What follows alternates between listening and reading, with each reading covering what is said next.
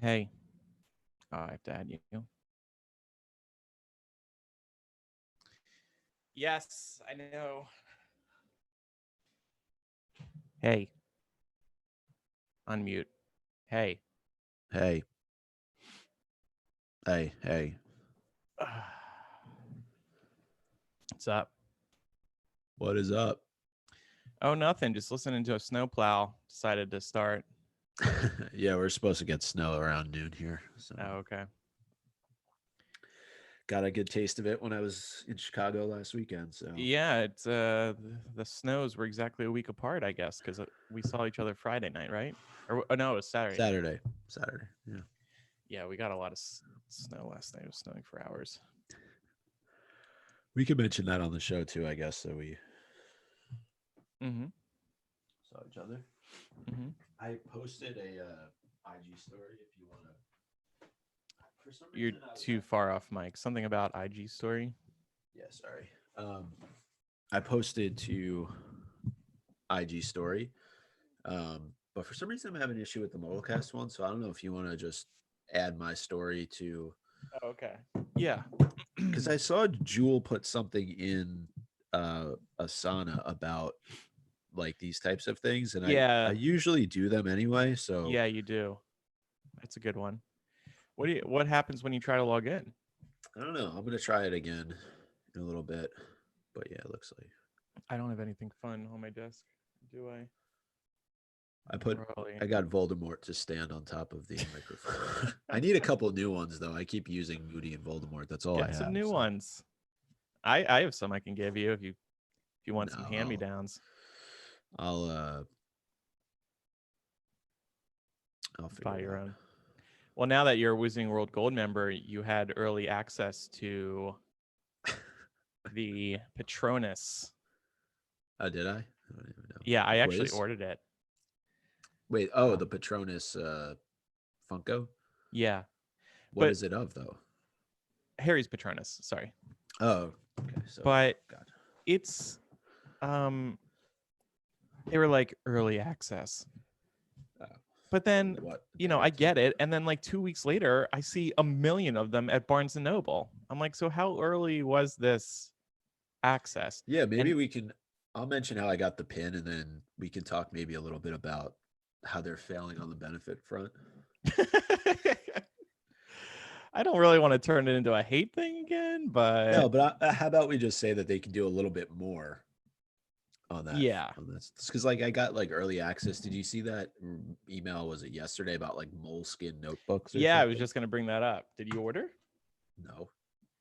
Okay, but Pat, didn't we see the Harry Potter moleskins at Barnes and Noble? Yeah, we did.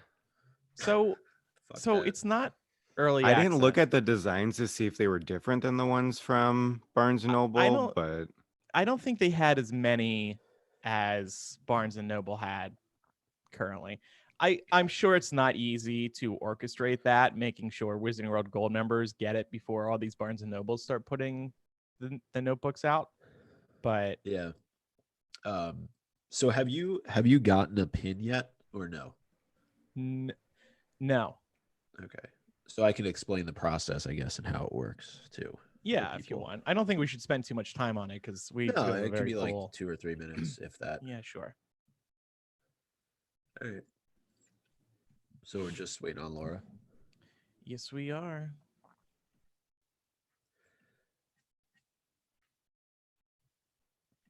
Pat, I was disappointed that you didn't come Oh, oh well, Saturday. Andrew didn't invite me. it's true. I didn't. I invited you. Forget about Andrew. How did you like Home Slice though? I love that place. That's a great place. I really did. I thought it was awesome. Yeah, It is my favorite pizza place in the city. yeah, it was pretty Yeah, it was cool. all like decked out for the holidays. Do they do something else usually when all that stuff isn't up, or They've been leaving No, all the lights up, but they take down all the decorations part of it. they do got it? leave all the lights up. Yeah, I think it's too much work to take them down now. Mm, Yeah, I can imagine. That's it's yeah, it's a quite lot. the setup. But yeah, no, it was really good. And then we went to some bar right across or yeah, it was right across Yeah, the street for the pretty most much. part. I Under don't the remember the name tracks of it. and over the street. It's Yeah, snowing, just some so nothing special, just some nearest bar. We didn't go to State because that place is permanently closed. Yep. Even though the city granted them their liquor license back, they still aren't going to open again. oh really? Yeah. Good morning, Stephanie, who's listening live. Yeah. I need to pay attention to the comments more. I kind of forget while we're recording. I'm just so Yeah. engrossed in our They discussions. probably keep us in check too on things. We're Right. like, well, we don't really remember, and they're like, oh, these guys. And then I'll look after the show and I see a comment that I really wish I'd read on air.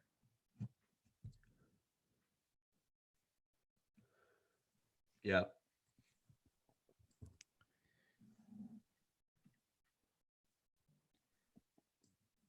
Maybe I'll cut out this. No, I replied to that person.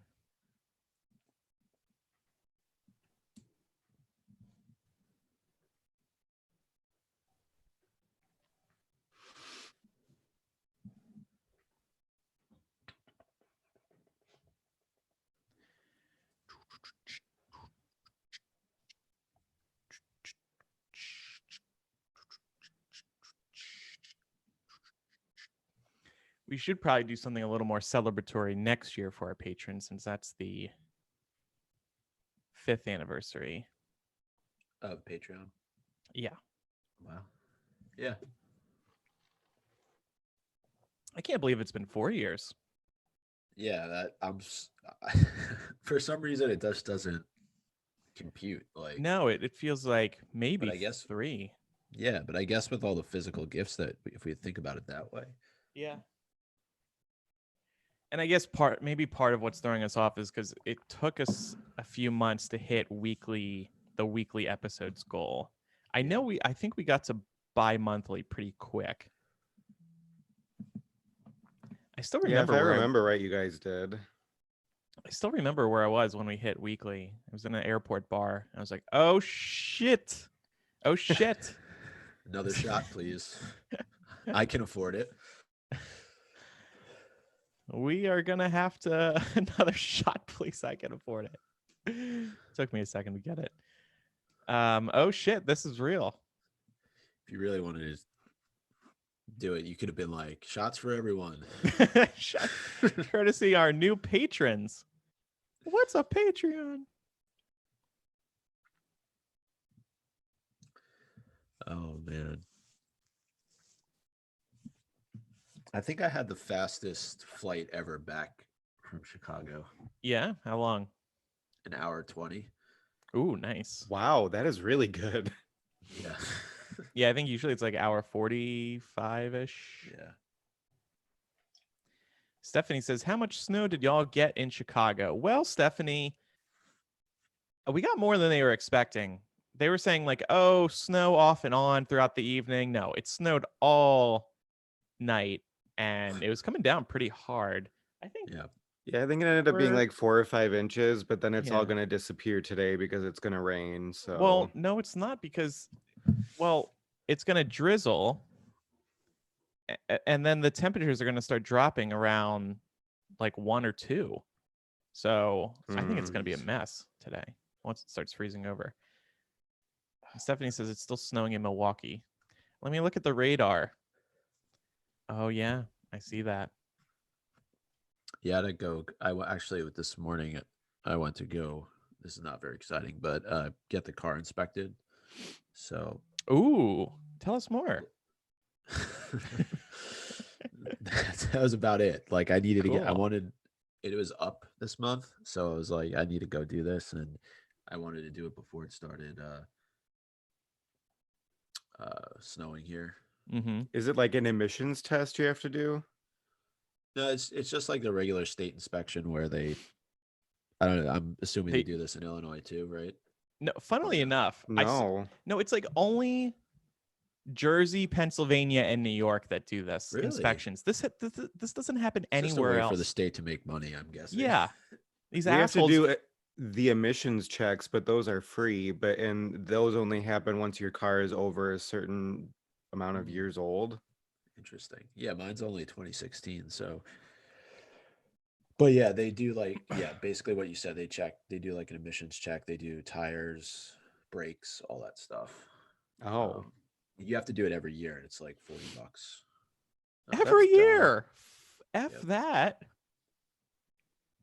how And much then is it to renew your license plate each year? I don't have to renew the license plate. I do we have just it's like registration, but that's usually good for 2 years. Oh, they just bumped ours up this year $50, so it's like $150 a year just to have your license plate. Mm-hmm. Yeah, that sounds the price sounds similar to when you have to pay for renewing your registration. It's about like 150 or something like that, but it's good for 2 years. So like my sticker on my car now is good through 2022. Oh, nice. You're set. Yeah, but all the fun stuff you need to do on a Saturday morning in January. So Sorry, y'all. My computer just randomly decided to be. Good morning, Laura. Yeah. Hey, Mike Laura. is Mike is like, yeah, Thanks. sure. We thought Well, we'd start somebody- on time because Eric's not Somebody here. had to be Eric. Yeah. If in order for me to be Eric, I would need to be a full 10 minutes late, and then He's be like, probably okay. listening too, He probably knowing is. him. Yeah. Love you, Eric. Best part is he like podcasts from his bed though, so I don't really know what's required for like. Working this On morning. That's time. why he can't. No, I know that, but I'm saying like when he's late, it's like all he has to do is wake up and pull the microphone over. Oh, right. Right. Well, I hope he gets out of bed once before recording because, wake the body up. You know what I mean? Yeah. I can't. Oh, I couldn't do that. I have to get up at least a few minutes early so that I can like talk, Yeah. even just to my dog, so I can like exercise my voice and Right. not sound Totally. super sleepy. Good morning, Canella. Good morning, Canella. Yeah, that's kind of what happens, honestly. Vocal exercises. Laura, we were just talking very exciting conversation about car registration. Do you have or inspection? Do you have to do that in Georgia? Do you have to get the car inspected every year? I have to do emissions testing. Yeah. Oh. See, That's it though. It's What fine. what That's does not such a a scam. what does the that's inspection entail for you? that's part of it, but then it's also just like brake test. They check your tires. They basically go through the whole thing and just make sure that it's up to their whatever the New York standards are. It's $40 a year, so it's definitely a way for the state to make money. That's what I've decided. Oh, I mean, I don't know. Here, my vehicle registration fee is $21, and then it's Ugh. like $25 to get my emissions tested. So it's not terrible. It's interesting how every state does it differently, though. You'd think there'd be some standard. Well, you know how the states are. They're not into federal standards. They're like, damn government, don't tell me how to do shit. That would totally be me if I lived in a state where they did that. Wow. I didn't know we were doing millennial this morning, but looking forward to Monday, though. Kill We can two birds mention with that, one too. stone. Yeah. April says, good morning from my almost 2-year-old and me. His name is Oliver, and he's staring at my phone trying to figure out who is talking. Oh, Hello, 2-year-old. Hi there. We won't curse since you're listening Yeah. today. Yeah, right. Won't. How do I sound, y'all? Because I have my I ordered mic condoms Oh, nice. finally, aka like windscreens, and this one looks real thick, but I've never had one, so No, you sound fine. Yeah, Okay. It shouldn't affect your voice. yeah, I mean, I did a test recording just to make sure it sounded fine, and it did, but I just Okay, cool. wanted to And check. did you restart your mute app? Did you see my message about that last week after Millennial? I don't think the mute mic app was working. Really? Yeah, because I was getting every breath and swallow. Oh, I'm sorry. It's fine. I didn't notice it on Zoom, but when I got the file, Yeah. so I would just make sure it's open. Sometimes it Yeah, let me make sure it's Yeah, my Shush app 'Cause- always closes. Yeah. I don't know why it does that.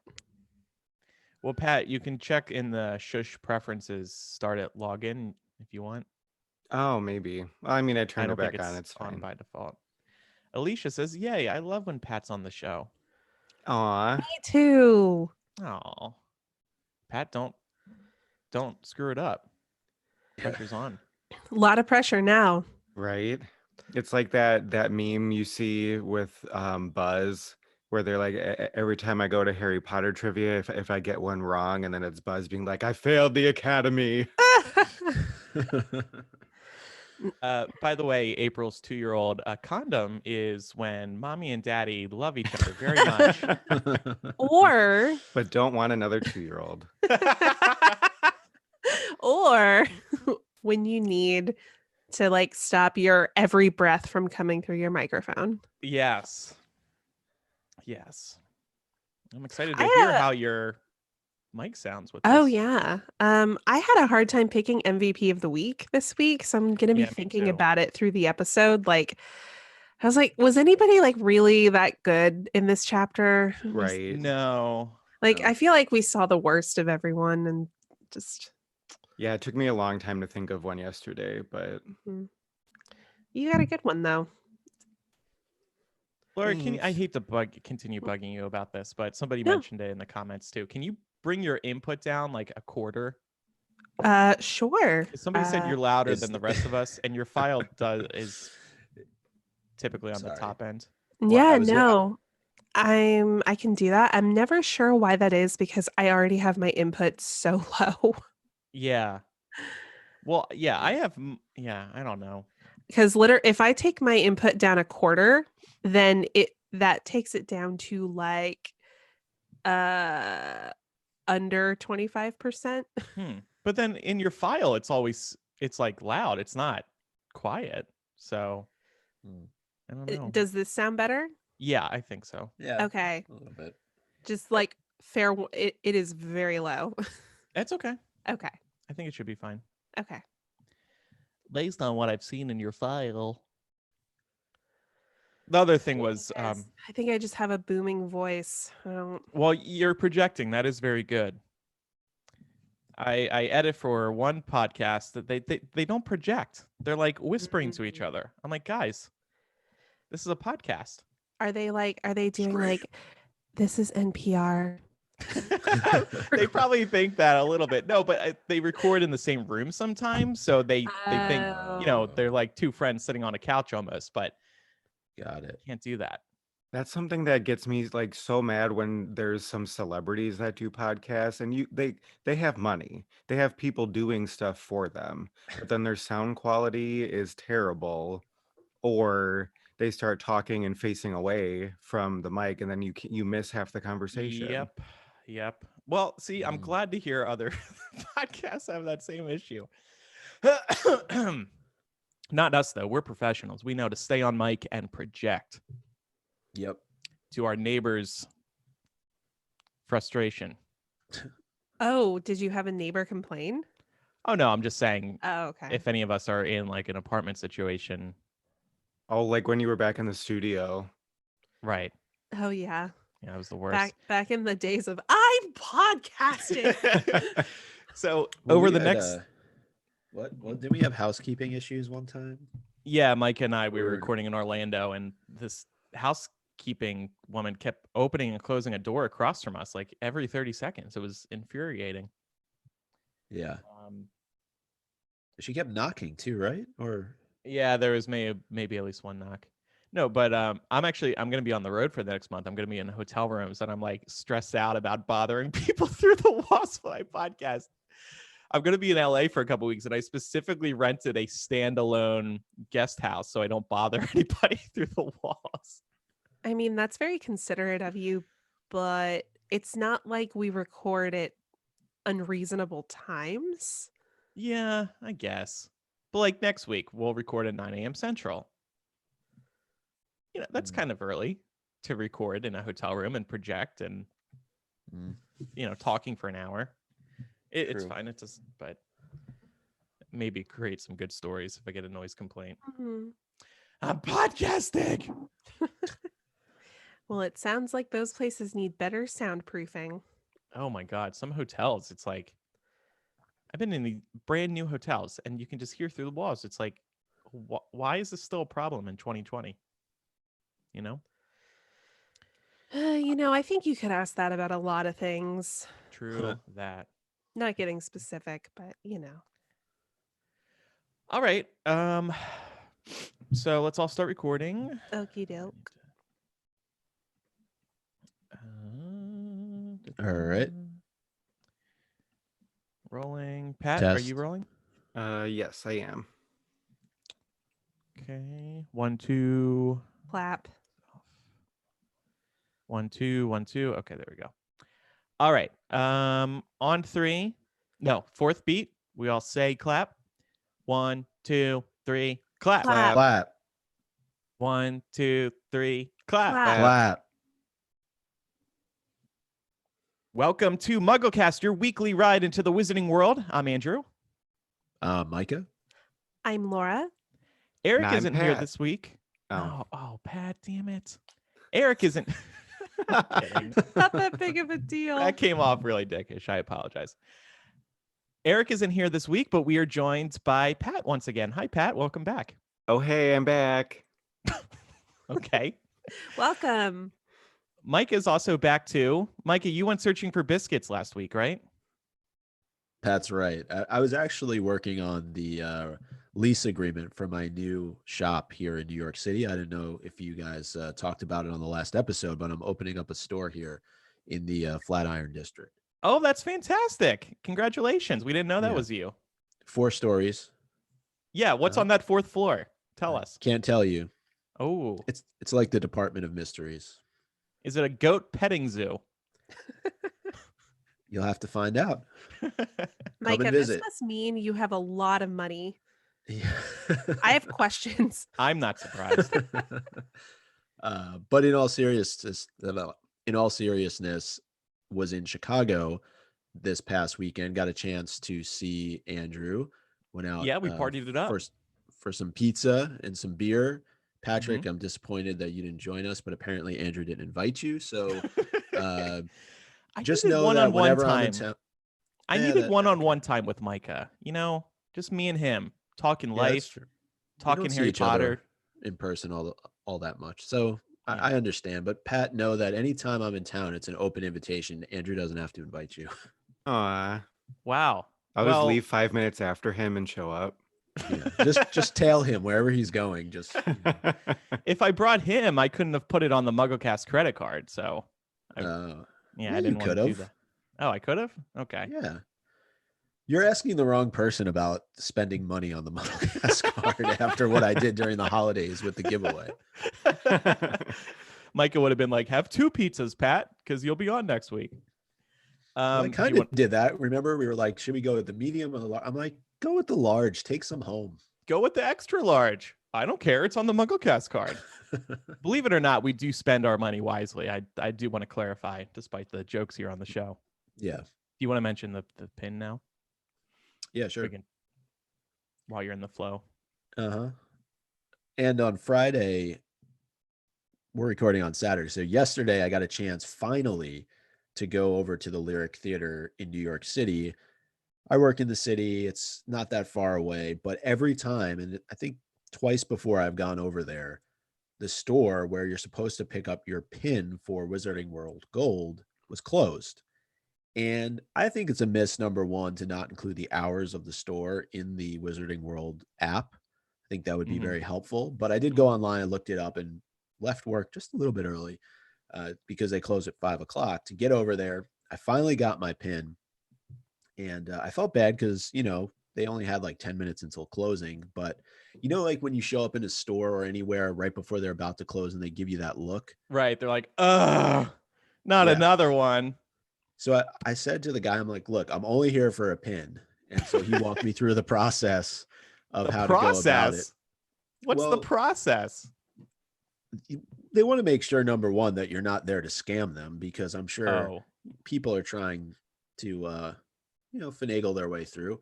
But Mhm. all you have to do is open up the app, you go to the profile section, and then below your name it'll say that you're Wizarding World Gold.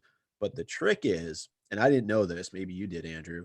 There's a little icon above your name, and if you tap the icon, it does like this little thing. I don't know what to call it, but Does it it dance? essentially verifies that you're a member.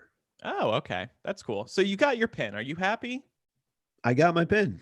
Yeah, it's cool. I don't know what I'm going to do with it. It's one of Dumbledore. It says, "Those that we love never truly leave us." Yeah, that's a good one. I would want that one. Pat is also a new Wizarding World Gold member. I gifted it to him for Christmas, though I gave it to him on the day J.K. Rowling sent out that tweet, and it just felt a little, it wasn't the best day to give him Wizarding World Gold. Yeah, I also got because that day was my birthday, coincidentally, and I also got a couple of birthday gifts that were Harry Potter themed, and I was like initially so like, oh yay! And then I was like, ah. Yeah, and Pat, you got the journal. You like the journal, right? Yeah, it's cool looking through it, like how they customize it. I didn't realize that they would start everybody's journal different.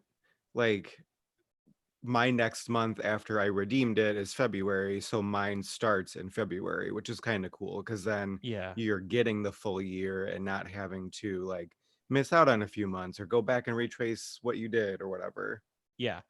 Wizarding World Gold has done a couple of interesting things so far. They did an early release for Harry's Patronus Funko, and they just announced the other day new Harry Potter Moleskins.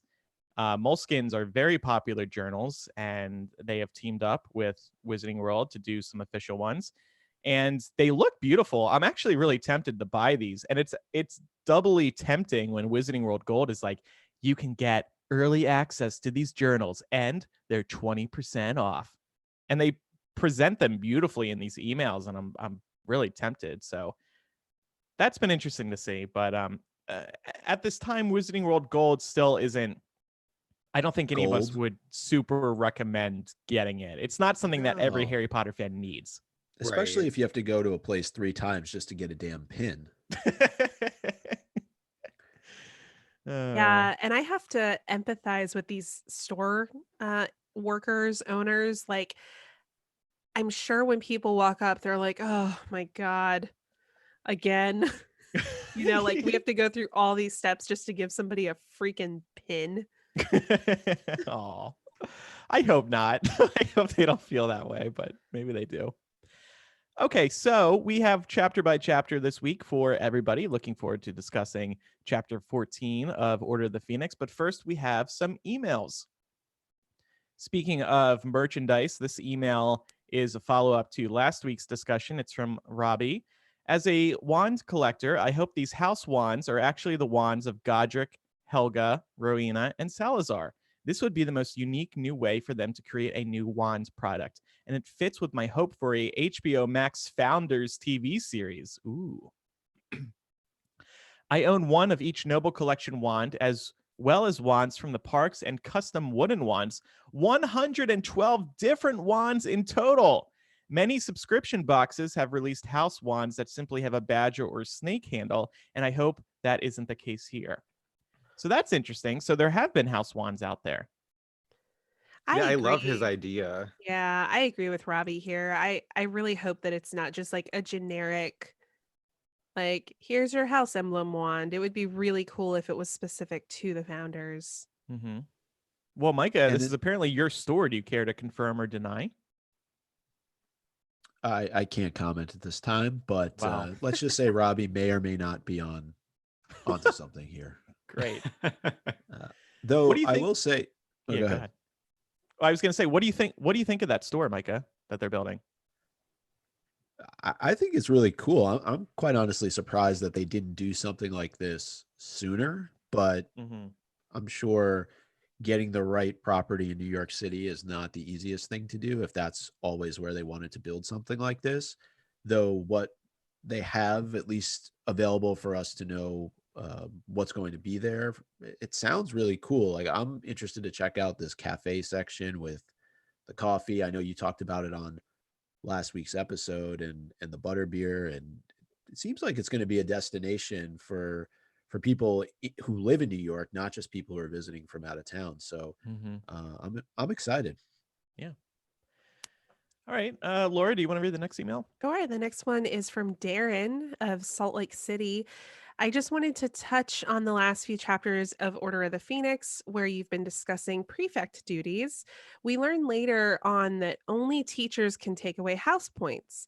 We learn this when Malfoy first becomes part of the Inquisitorial Squad. He takes away points from Harry, Ron, Hermione, and Ernie confronts Malfoy about it, telling him that only teachers are allowed to take points. Okay. Thank you for that clarification. Yeah, thanks for doing that homework for us. This one's from Megan, getting back to our shop discussion. I heard Andrew mention on the most recent episode that he would be interested in Harry Potter themed coffee. There is a small business called Expedition Roasters that does fandom themed specialty coffees, and they have a flavor for each of the Hogwarts houses. I've bought each of them, and I think they're all really good. I'm partial to the cunning caramel crunch flavor, but I may just be biased because I'm a Slytherin. I checked this out. This is really cool. Hopefully WB doesn't notice, because I don't think they would be okay with the packaging. It screams copyright infringement. But I did order a Slytherin one while they're still up, and I'm looking forward to trying it out. Yeah, they look so good. The You different like caramel. flavors in the different fandoms that they cover too. I mean, the I think the Ravenclaw one is like a blueberry crumble coffee, which sounds amazing to me. They have like Disney themed coffees too. This coffee company is smart. How much do these run? A little under $20. Yeah, I think it It's a said full what a bag of 14 coffee, right? ounce was like $12 or something. Yeah, it looks like it's 14 Oh, okay. for 12 ounces. Ground That's not coffee. bad. No, Plus I shipping, understand. or they include it? Not included. Plus, you have to. But I mean, you're supporting local, so you know. That's true. I'm going to order some after the show. You know what's going to happen now is they're going to sell out of this coffee because Richard on the show. It's gonna go the same way as puzzles. Do you want to read the next email, Micah? Sure. The next email comes from Pat, who says, in reference to episode 449, I think you all forgot about everything Hermione tried to do in book 4 to boycott house elves working at Hogwarts. Before she created Spew, she went on her own hunger strike for a few days and tried to convince others to do the same. That is also when she tried to get Fred and George to tell her how to get into the kitchens to talk to the house elves.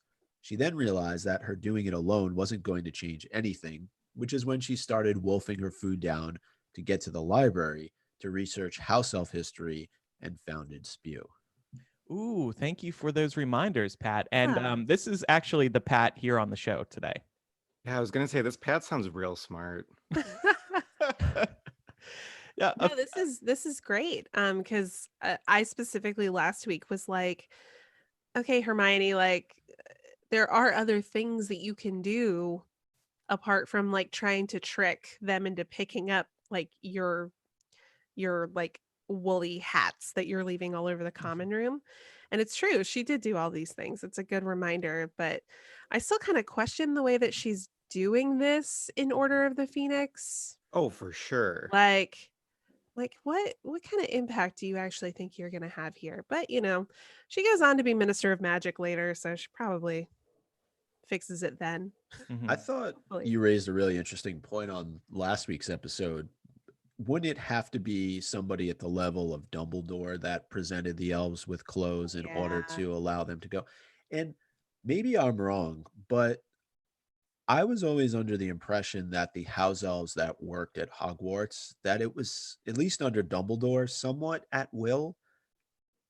And like I said, I can be completely wrong here, but it does seem overall, though, that the house elves that work at Hogwarts are definitely treated better than the ones that we've seen throughout the course of the series, like Kreacher and Dobby when he was with the Malfoys. That's certainly not excusing the way that they're treated, as a people, but I that's always the impression I got, and like I said, I could be completely wrong. I think that's a good point. Yeah, I mean, I agree with you. I think they're definitely treated better at Hogwarts, but at the end of the day, like, it's kind of like the argument that you'll sometimes hear people make about, and like, I don't mean to take this to a dark place, but it's kind of like when you hear people be like, oh, well, like, during slavery, like, these particular slave owners, like, they were nice to their slaves. And it's like, well, they were still slaves. And the weather was really nice where they worked. No, you're right. You're right. I think just all things considered, the point is that Hogwarts is probably a good place to work. Maybe Dumbledore treated them nicely, and we don't even really know the extra how we don't know how we don't know how Dumbledore treated them behind the scenes. There may be a lot more to that story that we don't know. Yeah. Right, and I I wish think we did know, you know? Mm-hmm. and I think that like the house elves knew that what Hermione was doing wasn't going to release them, I think, but I think they were just insulted by the fact that they were trying to be tricked, which is why they just let Dobby be the only one to clean the common room. Dobby. Haven't we gotten into a fight about this before? Probably. I'm still gonna call him Dobby.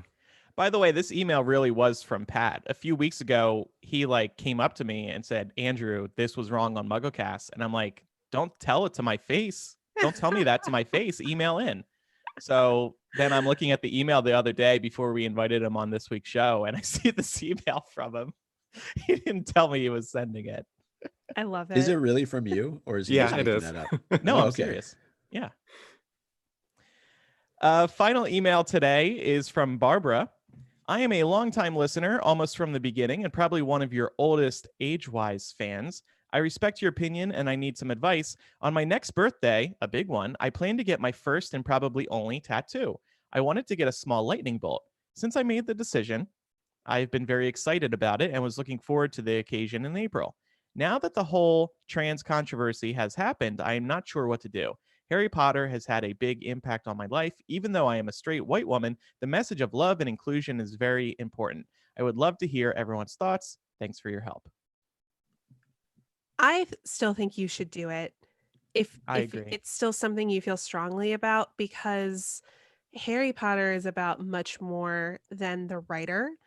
The fandom that has been created, the community of people who are loving and accepting of each other, I think is far more reflective of what Harry Potter is about than one of J.K. Rowling's tweets. So I think you should get it. Yep. I don't think that you should let that stop you. I have a friend who's actually in the process of having a Deathly Hallows tattoo designed for her of the three brothers, because that story means so much to her. Mm, And she was kind of like, yeah, I'm not going to let J.K. Rowling J.K. Rowling being out of touch on this topic. I'm not going to let that stop me from expressing myself and expressing how much this story has meant to be. And I think that that's also very apropos, because we learn throughout the Harry Potter books that Dumbledore, one of the most revered characters that we like respected and trusted and sort of thought could do no wrong early on, he turns out to be a really flawed character. right. And I think that's an important lesson for us to take away, is that everyone has some kind of flaw, and that doesn't excuse it, but it also doesn't mean that you have to take this black and white approach to what you like in your life, you know? Right. Mhm. That tattoo is about Harry Potter and your experience with the books and the fandom. If you were considering getting J.K. Rowling's face tattooed on your arm, then we might be like, maybe think about that a little more. Right. Wait to see what else she does. But this is specifically about Harry Potter, not J.K. Rowling. So absolutely go for it. I have to say, I think a lot of people are completely unaffected by J.K. Rowling's tweet in terms of the relationship to Harry Potter. It's still all about the story and the fandom. people aren't, there isn't going to be this mass departure from the Harry Potter fandom. There's going to be a mass departure from loving J.K. Rowling as much as we once did, but for everybody in their day-to-day lives in this fandom, everybody still loves Harry Potter as much as ever. That's not changing. Pat and I were at a Christmas party a few weeks ago, and the whole group, like 20 people, got on the subject of Harry Potter. This was after J.K. Rowling's tweet. It did not get brought up at all. Everybody's still obsessed with Harry Potter as ever. It's just, this doesn't affect anything. And nobody's going to look at your tattoo and be like, oh, well, did you see that J.K. Rowling tweet? They're going to say, oh, yeah, that story is incredible. And that's awesome that you got that tattoo. So go for it.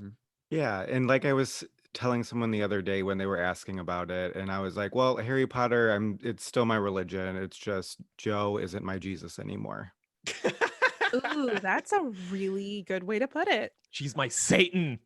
Ooh. That's too harsh. No, I don't think that either. I think that it's a very human thing to show the less than desirable parts of yourself. And I think that's what we're going through with J.K. Rowling right now. It doesn't mean that she didn't craft an incredible story about friendship and inclusion and the importance of loving each other. Her one tweet doesn't take that away from us. Yeah, and if that message is a part of the tattoo that you want, then that's what you are going to remember when you look at it. You're not going to remember everything else. You're going to remember the part of the story that you love. And that's what matters when getting a tattoo like that. Yeah, So- I was gonna say I always would struggle with the fact of telling somebody to put something permanent on their body if it's not something that they're 100% committed to. But it seems like you had made this decision long before J.K. Rowling tweeted what she did. So I think if it still carries that level of importance for you, then why not? Who is your new Jesus, Pat? We'll see. It hasn't Lupin. came back yet. Dumbledore. I vote Dumbledore. Sure. I don't think Dumbledore's a good Jesus either. I mean, Sirius has always been my favorite character, and he's also super flawed, so I don't I'm just know. trying to picture somebody who could wear that Jesus crown, and I can totally picture it on Dumbledore's head. What about The- Dobby? The crown of thorns? Is that what you're talking The about? crown of thorns, that one. Yeah. You mean like post crucifixion? Sure, whatever. I don't study it that much. Let's cut this out.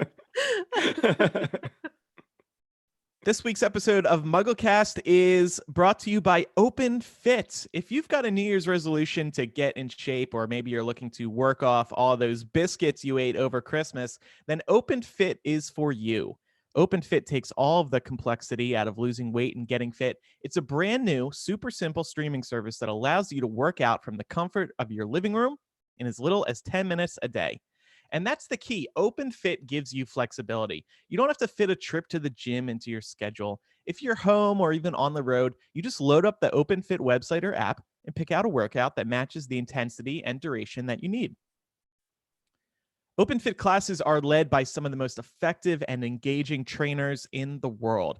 Sculpt your body with Andrea Rogers, founder of the worldwide sensation Extend Bar, or join a live real-time workout with a certified personal trainer who will help you get the most out of your home workout. I love OpenFit because it lets me easily squeeze a workout into the day. There's no thoughts like, oh, when I'm going to go to the gym today, or I don't want to go to the gym because it's cold. You can work out where you already are. When I'm having a busy day, there's a little devil on my shoulder that says you don't have time to go to the gym. And I say to that devil, you're right, loser, but I do have time to fit in some OpenFit. And not to mention the prices. These are better than gym memberships. Pat's been a longtime member of another one of these apps by the same company. And Pat, you do this because of the prices and the effectiveness, right? Oh, yeah. I have subscribed to a company like this for 3 years now, and it's a fraction of the cost of going to the gym. I do have some workout equipment, so that helps, but there's so many programs that don't require you to have any equipment either, where you can just use your own body weight. And sometimes those workouts are more effective than using equipment. So it works so well in my schedule and as a program. OpenFit has changed the way we work out. And with our code MuggleCast, you can join us on a fitness journey personalized just for you. Right now, our listeners get a 14-day free trial membership to OpenFit when you text MuggleCast to 505050.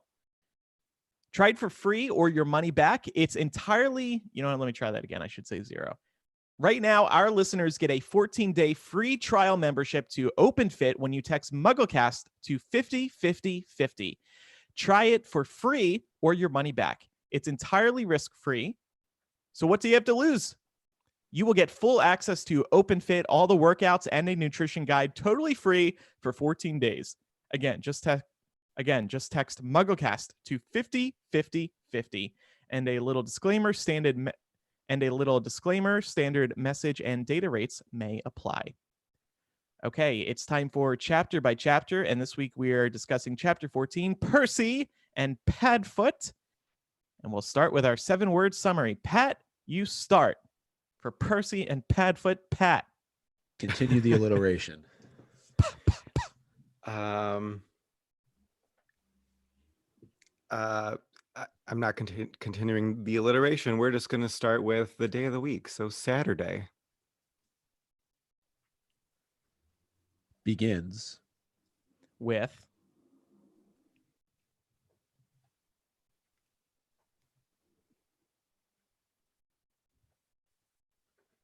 Laura, you there? Yeah, I'm here. Do you hear me? Yeah, it's your Yeah. turn. No, I know. I'm just trying to think about which way I want to take it. Okay, sorry. I want to set you guys up for success. Oh, so thoughtful. Yeah. I'll just say letter.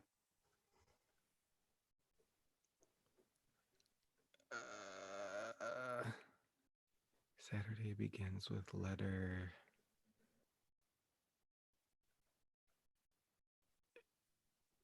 Should say S. Saturday begins with letter sending.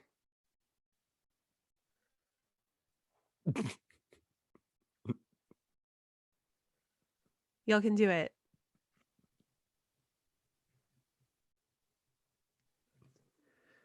Saturday begins with letter sending from Harry. New rule. We have to complete this in 30 seconds. This takes way too long. Yeah, I was thinking and Quidditch. Oh, okay. Letter sending and Quidditch. It's Yeah, fine. I think starting with Saturday wasn't the best. No, I think it's fine. It's fine. All right, well, let's get into the chapter discussion. And speaking of Saturday, I thought Saturday morning ain't nothing like it. And we all get together on Saturday morning for the most part to record the podcast. I'm sure we're all excited to get up and out of bed. Wow, this chapter is already so relatable. Yeah, and Harry didn't sleep in and we didn't either. But I think we can all, for the most part, sympathize with Harry, the week that he's had. Maybe we've not had that rough of a week, but it's Saturday. It's the weekend. He's ready to just kind of like kick it and relax and not have to think about too much of anything. Of course, we know that's not what ends up happening, but it's the weekend. Let's relax. No homework, Hermione. Stuff it aside for now. Don't we all agree? Let him relax. Let him enjoy some #self-care. It's all about a balance. Exactly. I remember the days when I didn't have anything to do. I remember the days when I didn't have anything to do over the weekend. That was good times. That doesn't happen anymore as an adult. Nope. Thanks in part to podcasting. Exactly. Blame the podcast. and Harry gets up on the early side. He goes down and tries to start writing a letter to Sirius. And one of the things that he notes is the fact that it must have been really difficult for Ron and Hermione to try and write him letters over the summer. And I thought to myself, oh, really? So now you're starting to sympathize with your friends and see how difficult it was for them to write you letters. Now, did Ron and Hermione actually write him letters? I thought that was the whole thing, was that he wasn't hearing from them. He wasn't hearing from them because I thought they were instructed to not write the letters for security reasons. And I guess they couldn't come up with enough cryptic language to get a letter to him. Right. Harry, though, does a really good job of hiding the truth in the letter that he crafts to Sirius. But as noted, it did take a little bit of time. It's not like he can just sit down and say whatever's on his mind, because he's writing to a escaped convicted felon. And as we know from earlier on in this book, the Ministry is out looking for him, and it's quite possible, and we learn more actually in this chapter, that the Malfoys are aware of the fact that Sirius is in London. It's noted in the Daily Prophet a little bit later on. So what do we make of Harry's ability here? I wondered if this is something that Harry kind of innately has in him and he's this clever, or is it just J.K. Rowling being a clever writer? Like, do we think this is something that Harry is good at, or is it just J.K. Rowling's writing? I think Harry's gotten good at it with how much he can't mention anything dealing with magic when he's home at the Dursleys. So I think he's always, at least for the past 4 summers, had to think of ways to speak to them when he has to that's not going to set them off. Yeah, I agree with that. I think it's also J.K. Rowling exercising her creativity, and it's a fun moment to read in the chapter. And some of the line. Oh, go ahead, Laura. I was going to say, I think it's also maybe a little bit of foreshadowing, showing Harry's competencies to be an Auror. Like, this very much sticks out as a talent that an Auror might have. That's a great point. Some of the lines that he has in the letter that he's writing to Sirius are, Professor Umbridge is nearly as nice as your mum. The thing I wrote you about last summer happened again in detention, and we're all missing our biggest friend. Yeah. This made me wonder how we would cryptically describe each other in a similar letter. Like, if we couldn't reveal anything about Micah, the deep-voiced one. Yeah, our basiest friend. Our basiest friend. And Laura, you would be our something about your hair. I was going to say colorful friend. Colorful lady. There we go. Miss our colorful lady. Colorful voice of reason. There we go. How would you guys describe me? Ooh. I would start out the letter, yeah, all right. And then just go We from miss there. our yeah, all right friend. Yeah, all right. Very early on in the MuggleCast days for anybody who doesn't understand that. Yeah. I would say we miss our ringleader friend. Aw. And Pat, I would just call you the farmer. Okay. No, dairy. We miss our dairy friend. Our dairy drinker. Our dairy drinker. Speaking of dairy, there's no correlation to this whatsoever, but You don't Harry- milk Thestrals? maybe you Speak do. for yourself. That's actually the title of the next Fantastic Beasts film. Fantastic Beasts, And- The Milking of Thestrals. Then we'll know J.K. Rowling's lost it.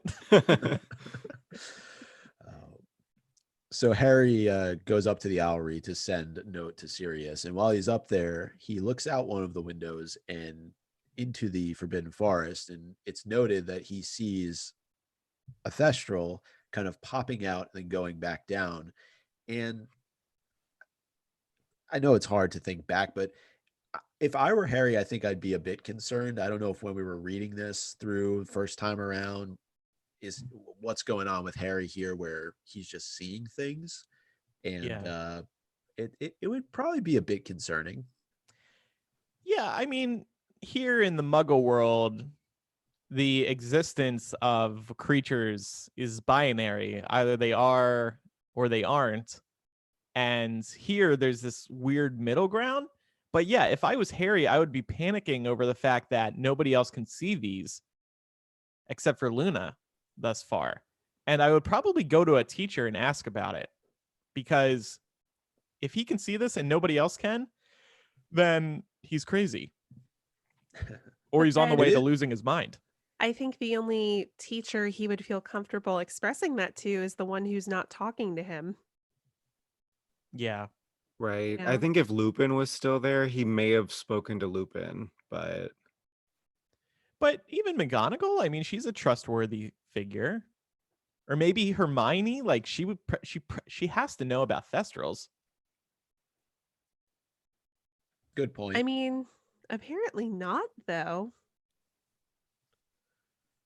I Yeah. kind of correlate this to, and this kind of like segues in like later on for Laura's the connecting the threads one. Um or maybe not connect, I don't remember.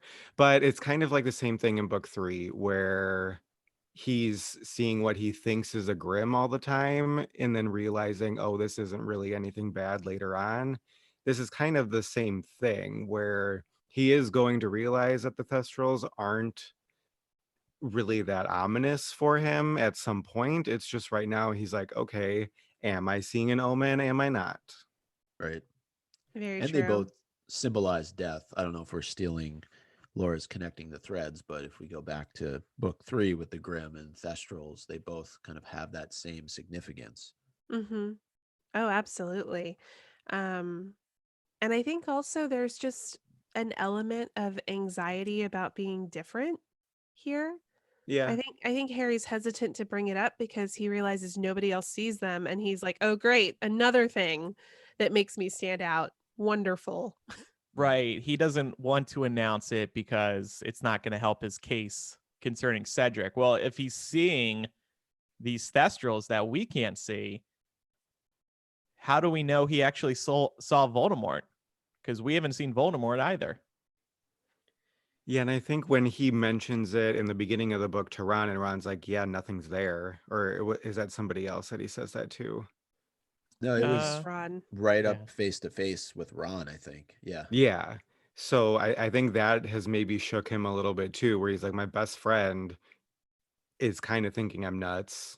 So maybe I just shouldn't say anything to anybody and figure it out later. Yeah, that makes a lot of sense. And you could tie it in even going back further to Chamber of Secrets when he's the only one that can hear the basilisk and he doesn't know what that is or what the significance of it is. He has a history of hearing and seeing things that other people can't. Yeah, which emphasizes Laura's point even more. Mhm. Well, while he's up there, his crush shows up. Joe pops into the Owlery, and first thing that comes to Harry's mind is, let's talk about the weather.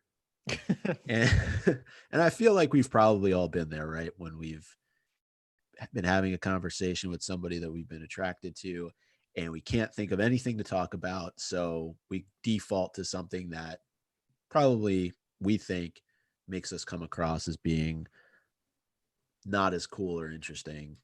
You know, it's just what's the quickest thing that comes to mind? Oh, the weather. Let's talk about Yeah. the weather. Well, and every business meeting ever over the phone starts with, "How's the weather where you live?" Well, let me tell you how it is. Nobody cares. It's such worthless small talk. I throwaway. hate it. Yeah. And I have to talk about Chicago, which is never fun. And then they get to talk about how they're in LA because I talk to a lot of people there. Like, great. So, anyway, let's forget about this part of the conversation. Mm-hmm. Poor Harry. But by the time the conversation is over, he's feeling pretty damn good about himself. So it's Mhm. all right. Even though they started off on the weather, there's smoother If pastures I was at ahead for him. Hogwarts, I would probably start off with like, what spells have you learned recently, or like, how's your wand doing, or how's your owl? Or Mhm. Yeah, like, hey, especially did you since see Cho's a year the older, like they are in different classes, they're in That's true. different, yeah, there's way more to talk about. He could always be like, "Hey, do you see that like bony winged horse down there?" Oh, you Kinda don't? Me neither. weird. Just testing you. Hey, that could have Well, been, maybe that was in a lesson that Cho already had. She could have told him right there if he would have asked her. it's true. One thing that they're able to bond over, though, is Quidditch. And they talk a little bit about that. And Ron gets brought up. And Harry's mentioning the fact that Ron is now going to be a member of the Gryffindor Quidditch team. And Cho refers to him as Ron the Tornado Hater Weasley. Or maybe I just made it up. I don't know that she calls him like Ron the Tornado Hater Weasley. I think I just made that up, but I Yeah. think she she says, "How's the tornado hater?" Maybe. something like that. But the only reason I included that is because it was the answer to the Quizzitch question from last week. Mm-hmm. Poor And then, Ron. so twice in this scene, I thought it was interesting that Cho stands up to Harry, stands up for Harry. So she says, "You were really brave standing up to Umbridge like that." And then just a couple minutes later, when Filch barges in, she comes to his defense again. And that's love, to defend somebody twice in the same hour. Like, wow. Yeah, and Harry considers even showing Cho his hand during this meeting of the two of them because he's just so kind of invigorated by the fact that she is calling him brave and saying that it was great that he stood up to Umbridge. It's like you get your inside, it says his insides burned, and it's like he's floating on air, like he feels like $1,000,000 by the end of this conversation. Yeah. I think it's funny that he has this impulse to show her his wound because Malfoy does the exact same thing in Prisoner of Azkaban after he gets attacked by Buckbeak. He's very much exaggerating the status of his wound. Not saying that Harry's doing that here, but he does it largely, I think, to get attention from his peers, but primarily Pansy Parkinson, who's like fawning over him during this. And Mhm. now Harry has this very same impulse with Cho. Yeah. And Harry has quickly learned that he can trust Cho and Cho will be understanding. And I think Cho also would not overreact to seeing this like maybe Hermione would. Hermione would sound the alarm and want to go to teachers, whereas Cho might be like, "Oh my gosh, are you okay? What can I do to help?" I don't think she would rush off to tell teachers without Harry's permission. She would just kind of like help him work through what to do about this. Mhm. And he wants emotional support from her.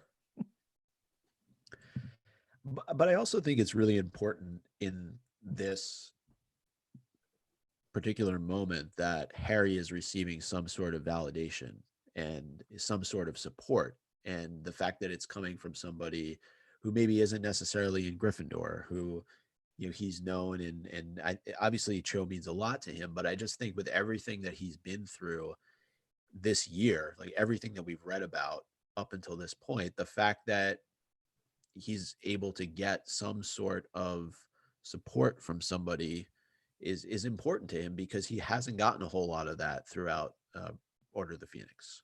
Right. And I think it's important that it's from Cho because they have shared trauma. Mm. Right. And Right. Harry's super relieved when he first sees her back at school that she doesn't hate him and like doesn't hold him responsible for Cedric's death like everybody else seems to. Mm-hmm. Yep. Well, Filch ends up crashing the party. He's our second wand block of Order of the Phoenix. Ron was the first. Filch is now this. I guess you can even throw Mrs. Norris in there too. So 3-1 blocks so far between Harry and Cho. And, but as you all said, Cho comes to his defense and really kind of saves the day, and Filch skulks off because there's no proof that Harry was sending dung bombs. So uh, do we ever learn who sent Filch after Harry in this chapter? Like who I tipped him think it's off? just Mrs. Norris running off because he crosses her path on his way to the owlery. That's And right. then she runs off and he's like, I'm not doing anything wrong. But Mhm. I think that's really the only thing. And Filch is just making something up to try to pin it on him. Mhm.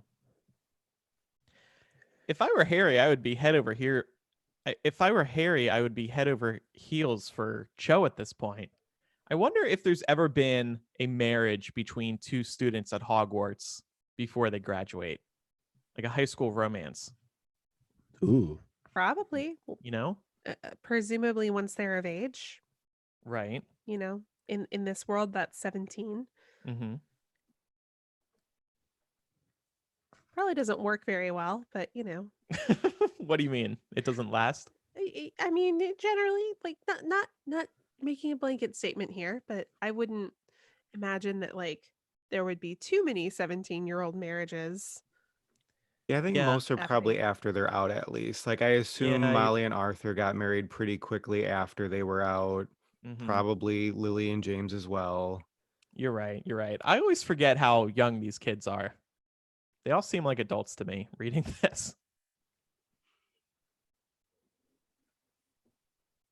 Harry's on cloud 9 though, leaving the owlery, and after he parts ways with Cho, he meets up with Ron and Hermione at breakfast. And I don't think we touched on this.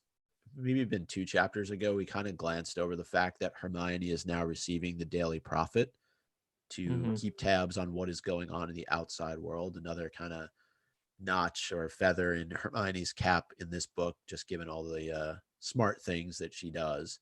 And one thing that's mentioned is that Sirius supposedly is hiding in London.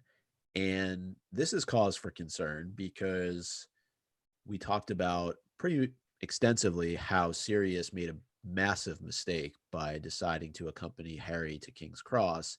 And it seems like now the hunt is in full effect for Sirius, where he's actually hiding. Yeah. Yeah, and it confirms Draco's hints earlier in the book that they knew that Sirius was on the platform when they went off to school.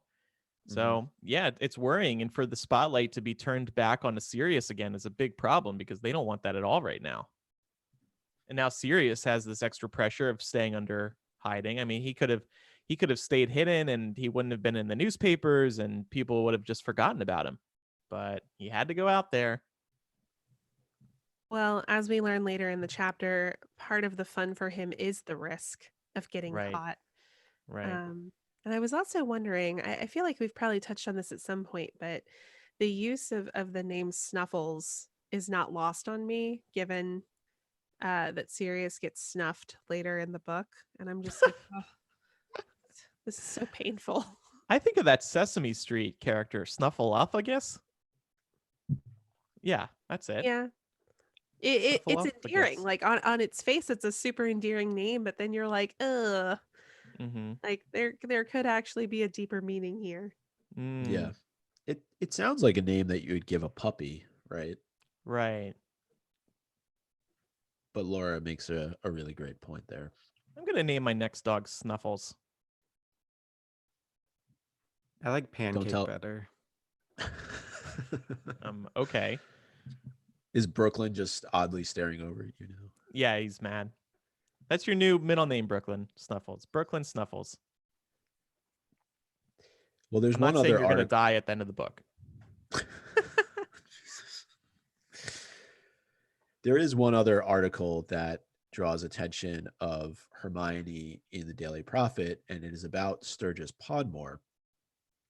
And it's a very brief column that is written, and I thought we could read it here and discuss it a bit because we did talk on a previous episode how Mad Eye Moody mentioned that Sturgis was missing when he was supposed to be accompanying uh, all the kids to King's Cross. So it says Sturgis Podmore, 38, of number 2 Laburnum Gardens, Clapham, has disappeared, or sorry, has appeared in front of the, well, I'm struggling this morning, has appeared in front of the Wysengamo, charged with trespass and attempted robbery at the Ministry of Magic on the 31st of August. Podmore was arrested by Ministry of Magic watch wizard Eric Munch, who found him attempting to force his way through a top security door at 1 o'clock in the morning.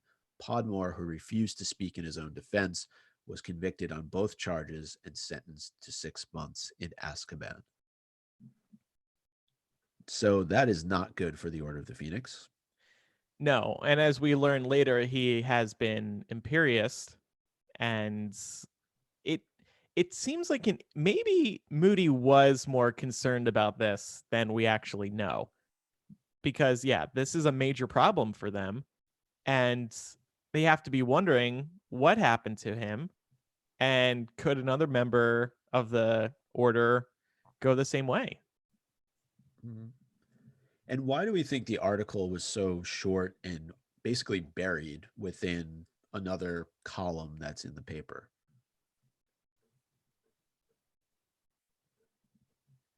I mean, I would assume that this, I mean, because we know the Daily Prophet is very much aligned with the ministry at this point. So I don't think the ministry would want a lot of like flashy, front page coverage about the ministry being infiltrated, right? Mm-hmm. Yeah. Right. Yeah, It it's not a could good look.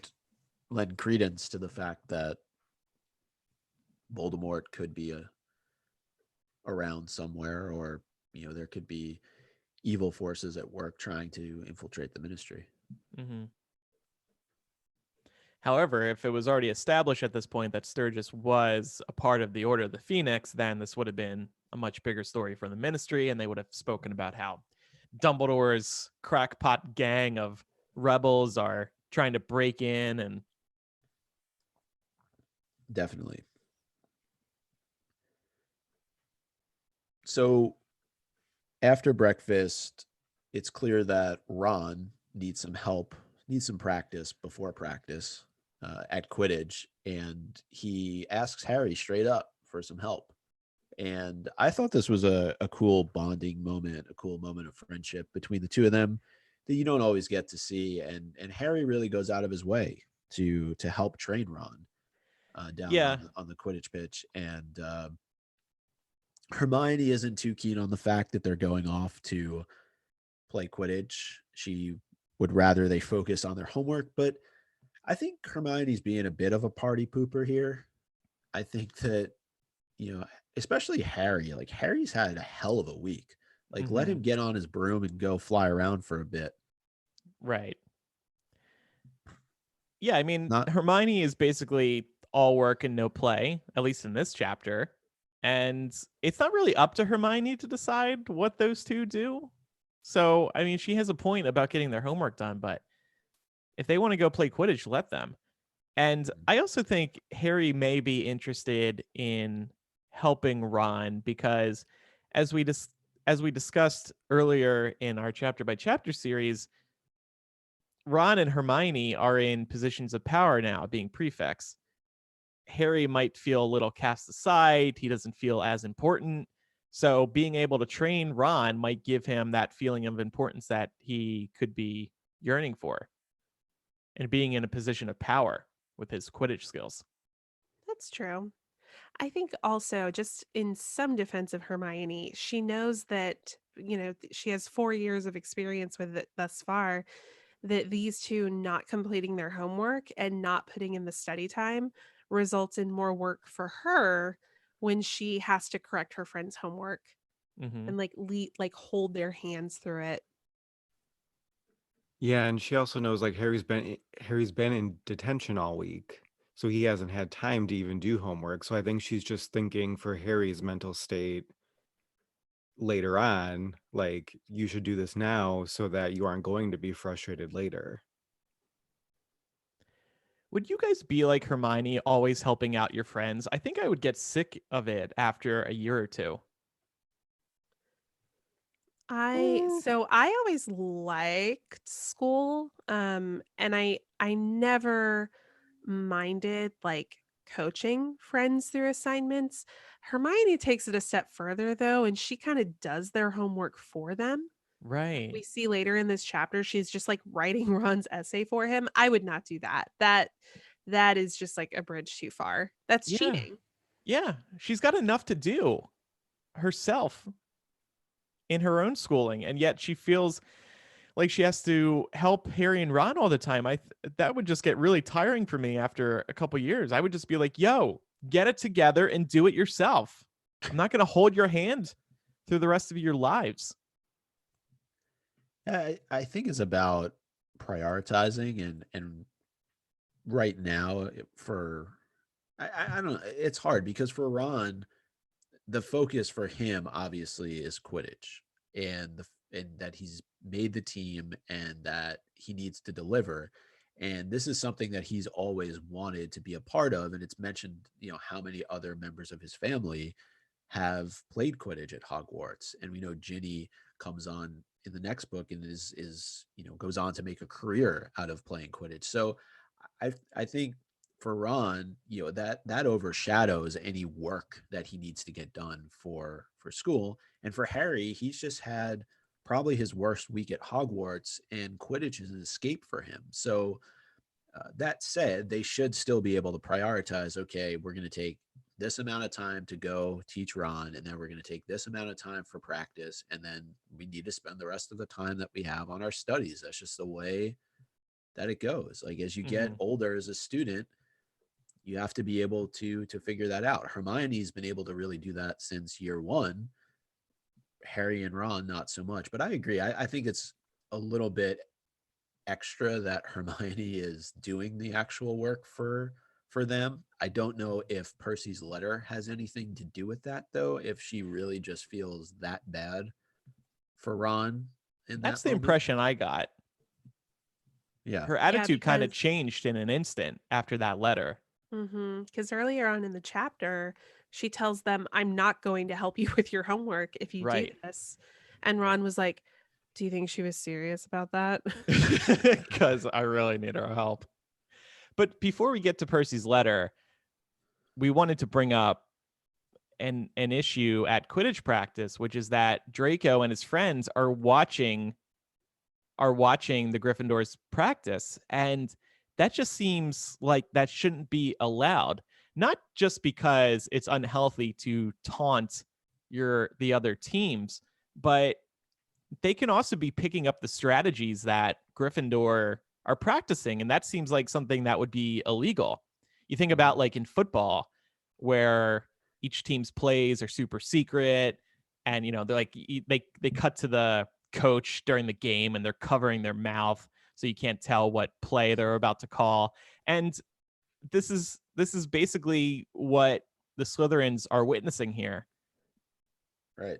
Or compare it even to what's going on right now in baseball with the Houston Astros and the sign stealing that went on there. So Exactly. and if people aren't familiar with that, I would just say Google Houston Astros and you'll see the fallout that happened as a result of that.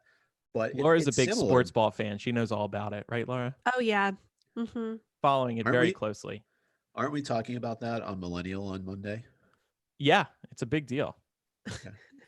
Laura's like, that was a plug too. Yes. I'm very much Yeah. looking forward to joining Millennial on Monday. Laura, do you know I'm going to be on the show Monday? I do. Yeah. Yeah, we talked about this. Laura's Yes. good. Mike is going to be on the other podcast that Laura and I do. It's called Millennial. Check it out, millennialshow.com. Okay, anyway, back to It's Quidditch. been years. It's been years. Yep. It may even have been the last time we were talking about Order of the Phoenix on this podcast. that was probably the last time that I was on Millennial. But anyway, yeah, I agree though. I think that it shouldn't be allowed, right? No. Because don't I want to say don't Slytherins have closed practices at one point in the series? Like I feel like there's something mentioned about how like Snape booked the Quidditch pitch for the Slytherin team, or Right, maybe I'm right. because they wanted to practice and they couldn't because Slytherin beat them to it, I think. Yeah, I think though I've always found it weird that their practices aren't supervised. Like at some point they are, that Madam Hooch is there, but the majority of the practices she's not there to instill any rules at all. What is Which, she if you doing? think about any other sport, there's always a coach there, some sort of adult supervisor to keep everybody in check. Where maybe if she was there, she would have been like, "Nope, Slytherin out, like go home." Yeah. You know what this means, Andrew. This is yet another reason as to why Hogwarts is a security nightmare. Starting to sound like a security nightmare. Security nightmare. Thank you for introducing that slowly so I had time to load up my sound effects board. No, it's not. I actually wouldn't say that this is a security nightmare. We've been speaking in recent episodes about House Unity. This just tears the houses apart when they're allowed to head down to the Quidditch pitch and taunt each other. Like, okay, have a rivalry between teams in terms of Quidditch, but they shouldn't be allowed to come down and bully them. No, and like you said earlier with football, like maybe you're working on different plays and you're trying to, first of all, you're trying to integrate a brand new player to your team, and you're working on strategies. Somebody else's team should not be able to see that. That's wrong. So Right. Where is Madam Hooch? I mean, she's got nothing else to do. She How do you teaches know? kids. What? I'm reading her Wikipedia right now. She's a flying instructor, Quidditch referee, and coach at Hogwarts. Her office should be on the pitch, and she should be supervising everything that happens there. Yeah, think about what happens to Katie Bell during this practice. If she was there, maybe she wouldn't have ended up taking some of Fred and George's bad product and needing to go to the hospital wing. So, not to mention, like, yeah, they're still on Hogwarts grounds, but they're outside the castle, and that does actually sound like a security nightmare when Voldemort is back. And there's these Thestrals flying around that Harry has no idea what they are. Dementors have been on the Quidditch pitch. What did you make of the bad product moment by Fred and George? Obviously, they're trying to help out Katie after she gets nailed by Ron, but that's just an example, though, of I don't know what you can compare it to in modern day, but taking something. I know they're testing out on themselves mostly, but you take a bad product before it's been fully vetted. Something like this can happen. It was bound to. Something like this was bound to happen with their products. So I wasn't really surprised. It's a bummer that it happened to Katie. But No. I feel bad for Ron here though, because he takes so much crap off of Angelina for being nervous and like dropping the ball and for throwing the ball too hard so that it hits Katie. But Fred and George are really the ones who exacerbate her nosebleed. And they're like, oh yeah, I think I gave her this like blood blister packet, whatever, as opposed to the other thing. And Angelina's just like, okay, whatever, go to the hospital wing. And she doesn't give Fred and George any crap.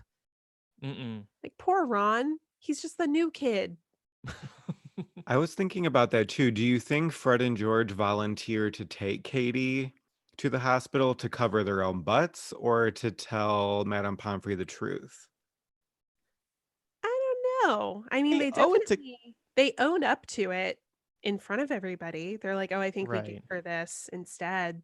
But Madame Pomfrey's a professor, technically. So she might be like, okay, they're making up these products. I need to put a stop to this. Or they can cover their own butts and not tell her the truth so that she can't try to stop them. It's true. They owe it to Katie to tell the truth so that she can be cured as quickly as possible. And, own up to your mistakes. I don't think they're below that.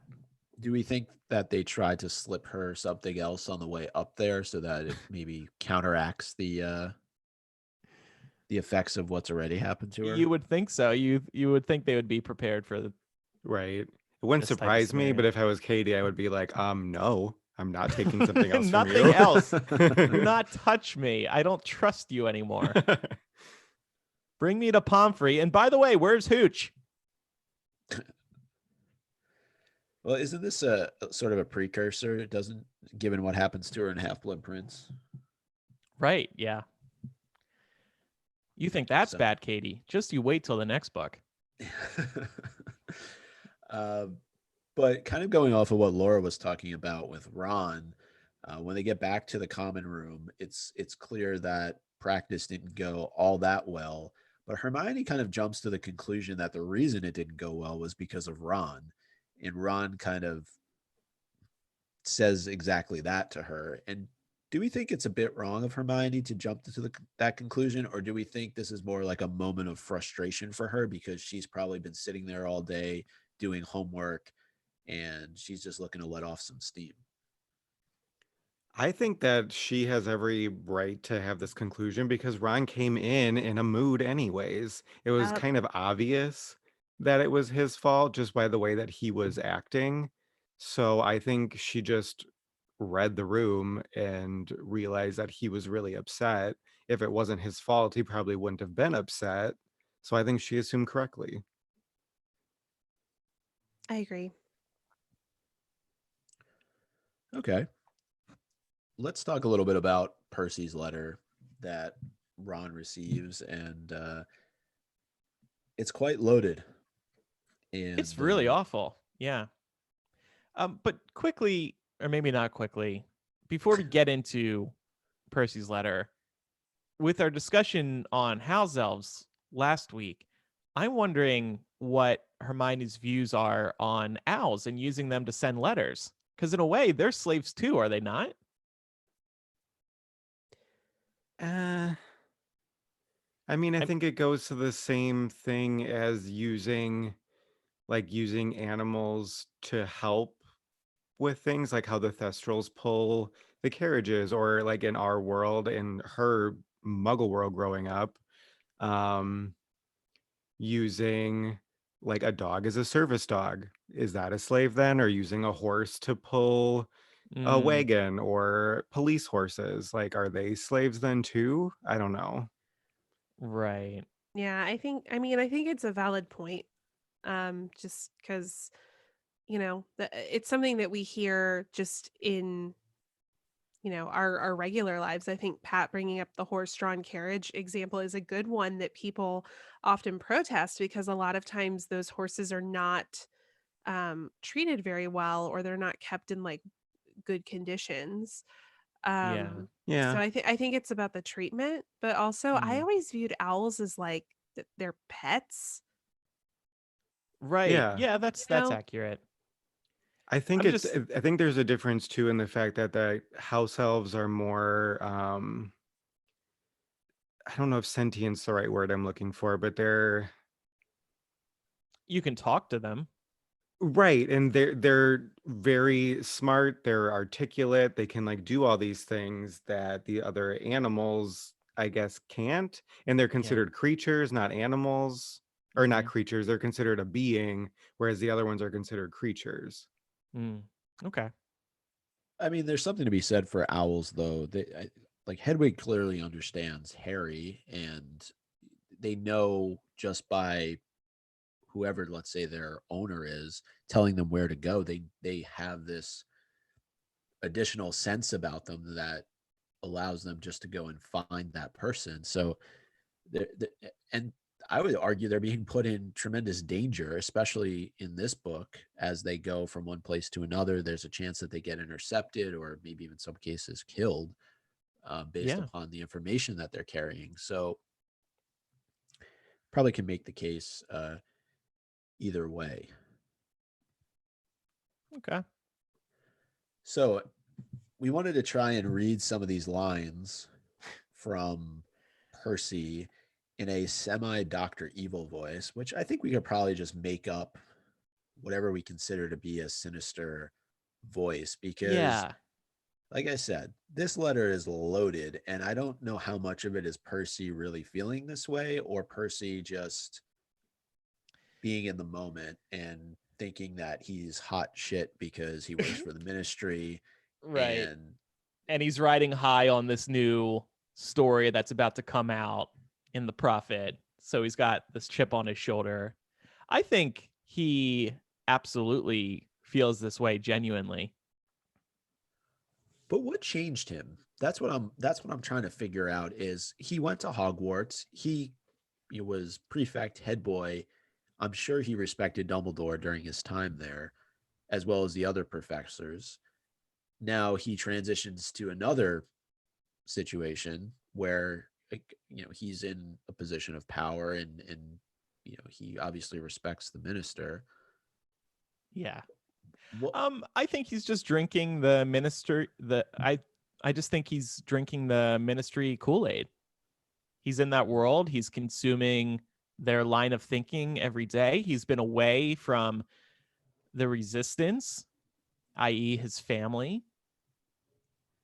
do you think it has anything to do with what happened in Goblet of Fire, though, that he's trying to prove himself maybe even more, just given how bad the situation was with Barty Crouch Sr.? Yeah, that too. I agree. I also think Percy is an example of somebody who probably shouldn't be in a position of power. Just because whoever it is who's giving him power, he just tends to, as y'all were just saying, drink the Kool-Aid and just think that they can do no wrong and they must be in the right. So I think that as soon as Percy transitioned out of Hogwarts and he lost that power and got to the ministry, he found a new kind of power. Yeah. So some of these quotes, like Micah said, they're just awful. So he says, this one's kind of boring to do in a sinister voice. Dumbledore may not be in charge at Hogwarts much longer. Dumbledore may not be in charge at Hogwarts much longer. That was good. Yeah, it was good. Micah, do you want to try one? Should I go Dr. Evil, or do I want to go like really deep, sinister voice? Do whatever you want. Oh, I want to hear deep sinister. All right, I'll try. You do not want to be tarred with the same brush as Potter. Ooh. I just Laura, got do your wickedest. Oh my God. I know that he can be unbalanced, and for all I know, violent. And for all I know, violence. All right, Pat, you got to do one. Pick one. I urge you to speak with Dolores Umbridge, a really delightful woman who I know will be only too happy to advise you. Your loyalty, Ron, should not be to him, Dumbledore, but to the school and the ministry. Oh, Donald, welcome to the show. Oh, man. Oh man. Okay. In talking about his parents, petty criminals with whom they're currently rubbing shoulders. Sickening. I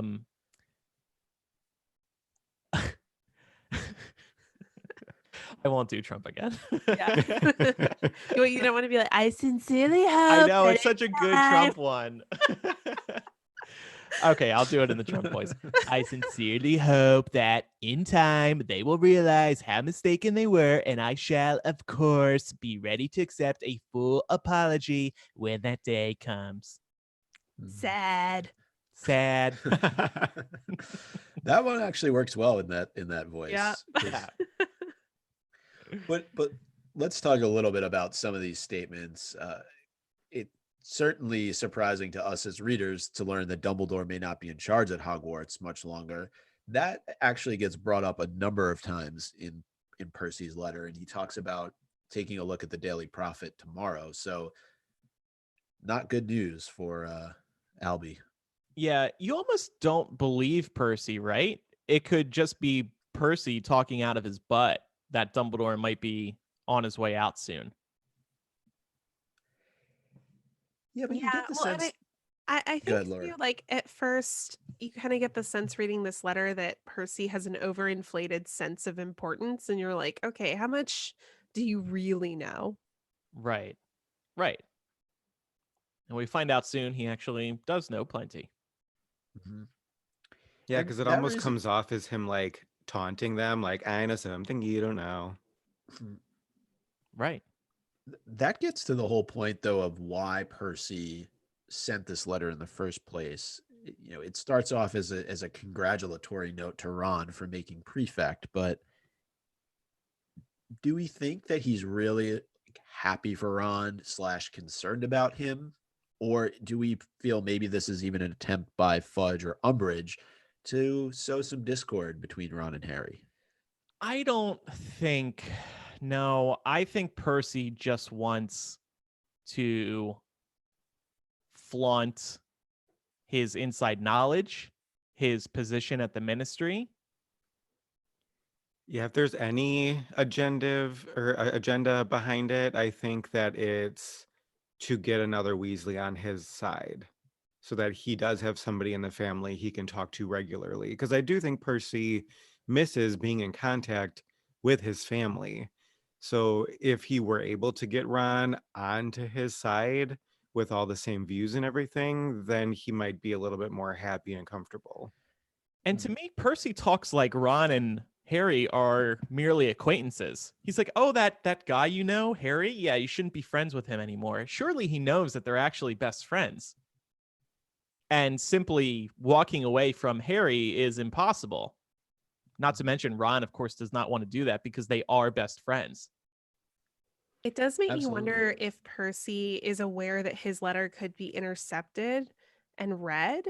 Because, I mean, Harry stayed at the Weasleys' house multiple summers, and Yeah. like Percy knows how close they are, but maybe in the event that his letter is intercepted, he doesn't want anybody reading it to know that he knows how close Harry and Ron are and that he's oftentimes slept under the same roof as Harry.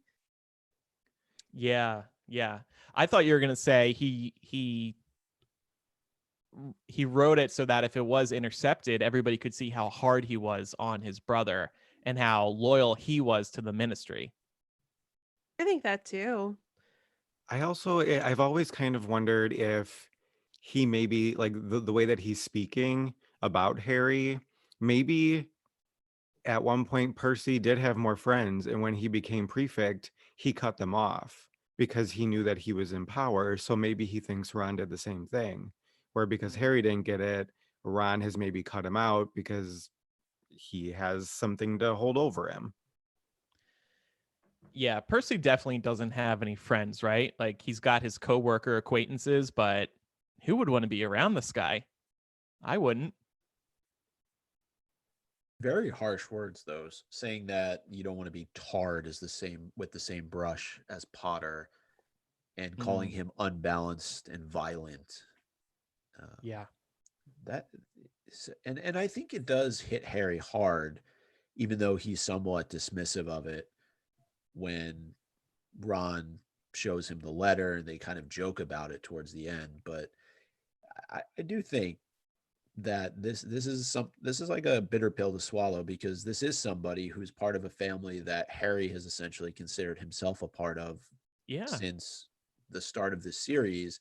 And I don't know if we've ever experienced moments like this where we think we know somebody, but then we kind of learn the truth about how they really feel about us. And maybe we Right. just Mm. overhear it or we read something. It's like, whoa, where did that come from? Totally Yeah. unexpected.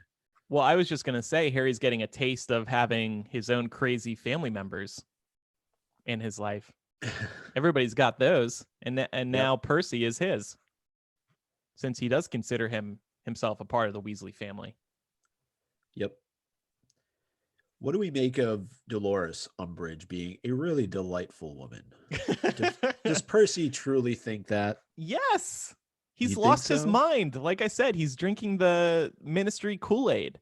And of course, Umbridge is a pleasant woman in the eyes of most people at the ministry at that level. She wants to control Hogwarts. That's an appealing part of her character. And yeah, she what? I mean, she is a nice person other than her evilness. Like she's very polite. She's well spoken. Yeah, if she likes you. Right. Yeah, she's I- very strategic in her niceness.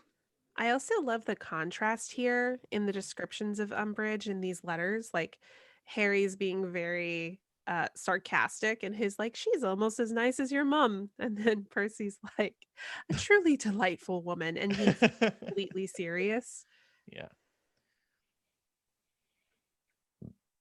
All right, let's just spend a little bit more on Percy's letter here, but as it relates to his own family, because that to me is probably more telling than the bit about Harry. He references the petty criminals with whom the Weasleys are currently rubbing shoulders, and then just flat out says that he expects an apology sometime in the future for all that they've been doing with respect to the Order of the Phoenix. Do we think Percy has a good idea of the fact that his family, particularly his parents, are in the Order? He references these petty criminals. Who is he talking about? Is he talking about Mundungus? Is he talking about Podmore, who's now been sent off to Azkaban? Well, considering his view on Harry, I think he's talking about that entire group of people. He just holds all these people in low regard. And I don't know if he realizes he's exaggerating here, but he is exaggerating by just putting this whole blanket petty criminal description over all of them.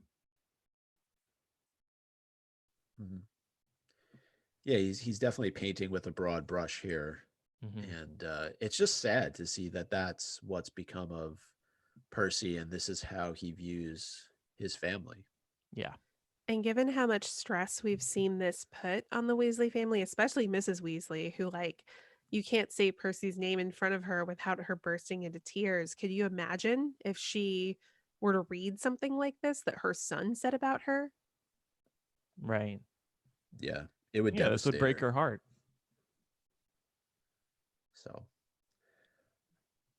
well, the one benefit of all of this, as we mentioned just before, is that Hermione offers to help Harry and Ron out with their homework. And this was just one of the. I wanted to talk a little bit though about, what do we think is going on inside of Harry's mind, and what's going on inside of Ron's mind? Do we think Ron is like really embarrassed by this? What do we think the effect is on him? Let's remember what he's just been through as well with the Quidditch practice. I mean, he's not having the best day either here. Mm-hmm. I think he is embarrassed. I don't think that if Harry and Hermione were with him, if he got the letter alone, I don't think he would have showed them. That's Yeah. interesting. Yeah. But at the same time, they are used to Percy being this way. So it's not like it would come as a shock to Harry and Hermione that he's talking like this. So maybe he wouldn't. Maybe he doesn't feel more ashamed than he already does. It's just, more crazy thoughts from Percy. Yeah. And he sits there and rips the letter up and throws it in the fire in front of Harry and Hermione. Yeah. It's embarrassing, but look, it's just like when you have a crazy family member and you hear crazy thoughts from them all the time, and you just say, oh, there goes crazy Aunt Sue again. We're so used to her talking like this. It's just more of the same. It's not embarrassing. It's just family. Right. Yeah, it's fair. Well, speaking of the fireplace, Sirius shows up. Mm-hmm. And one of the things that Harry forgot to mention to Ron and Hermione is that he had sent a letter out to his godfather on Saturday morning. But I know this has been portrayed a couple of different ways in the films. Right? Yes. Sirius's face popping up in Goblet of Fire is different from Order of the Phoenix. Yeah. It's funny because I think the effect in Goblet of Fire was one of the worst effects in the Harry Potter series. Mm-hmm. It looks like Sirius is coming up for a breath. His face is the fire, so to speak. Yeah, it's like in the Yeah. embers, Yeah, it's the cold. which I hated. I'm Right. so glad they fixed it. And it was hard to make out. And then in Order of the Phoenix, and maybe we can link to this side by side. There's a side by side that we found. In Order of the Phoenix, he's in the flames as opposed to in the embers. and it looks better. It's definitely easier to make his face out, but I think I still remember the first time seeing that in Goblet of Fire. I was like, you can barely make out his face, so that was definitely a good change. But like I said, one of the worst special effects in the Harry Potter film series, in my Oh, and opinion. I don't know if you remember this, but we made so much fun of that effect on this show back in the day. Oh We were like, no. what? We were like, what intern made this? Did they run out of money for this effect? So this is all they could come up with? Yeah, I remember Yeah. being so angry when I saw that the first time. I was like, "What is Really? this? This is Oh yeah. terrible." Huh. That's bother. See, this is why they got to redo the Harry Potter movies. Turn it into a TV show. Do the fire effect right. Because how I And think it it's should be done. Do you remember at the end of the fifth movie when Bellatrix is like sucked into the fire? That's how I picture it should be. Like it should be their bodies surrounded by flames, not like an mhm. illusion in the flame. Mm. It was also just so surprising because the special effects in the Harry Potter films, from start to finish, were really good, even in the first couple movies, before they knew what this would become. When the budgets may have been smaller, and of course, it was a different time, it was early 2000s. Those special effects were good. And Yeah. then you get to Goblet of Fire, and you see this fire effect, and Sirius sticking his head through the embers. It's like, no, no, no. Yeah. Well, it was the same kind of thing with I don't know why it reminds me of Michael Gambon when Harry's name pops out of the Goblet of Fire, and like it's almost like he needs sunglasses because of the effect. It's like they could have done that a whole lot better too. Mm-hmm. Um, well, speaking of the movies, we do talk about all the different things that Harry put in his letter, the first of which is Umbridge. And Sirius has a very iconic line that actually he ends up saying to Harry at King's Cross, but it's in the books delivered in this moment, and that's the world isn't split into good people and Death Eaters. Mm-hmm. And so this is Sirius's interpretation of Umbridge, but I think it's a mischaracterization because I think Umbridge would be somebody who would easily put on a Death Eater cloak and serve Voldemort. Really? I've kind Hmm. of always viewed her to be a bit like Sirius's parents. You know, he talks about them earlier on in the book and says, "Oh, no, they would have never been Death Eaters themselves, but they certainly thought the Death Eaters had the right idea." So, Mm-hmm. like, they were supportive of that ideology, but would not have actually put themselves in the fray. Yeah. Yeah, I think that's the same. This is also why I said Umbridge was lawful evil in last week's episode, because she like so cleaves to like the rules and how she can use them to benefit her own agenda. Mhm. Yeah.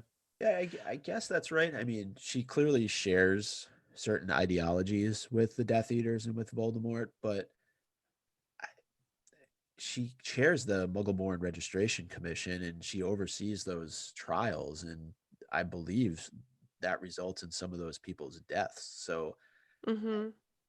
I mean, I guess she's, to your point, she's just a different kind of evil. Yeah.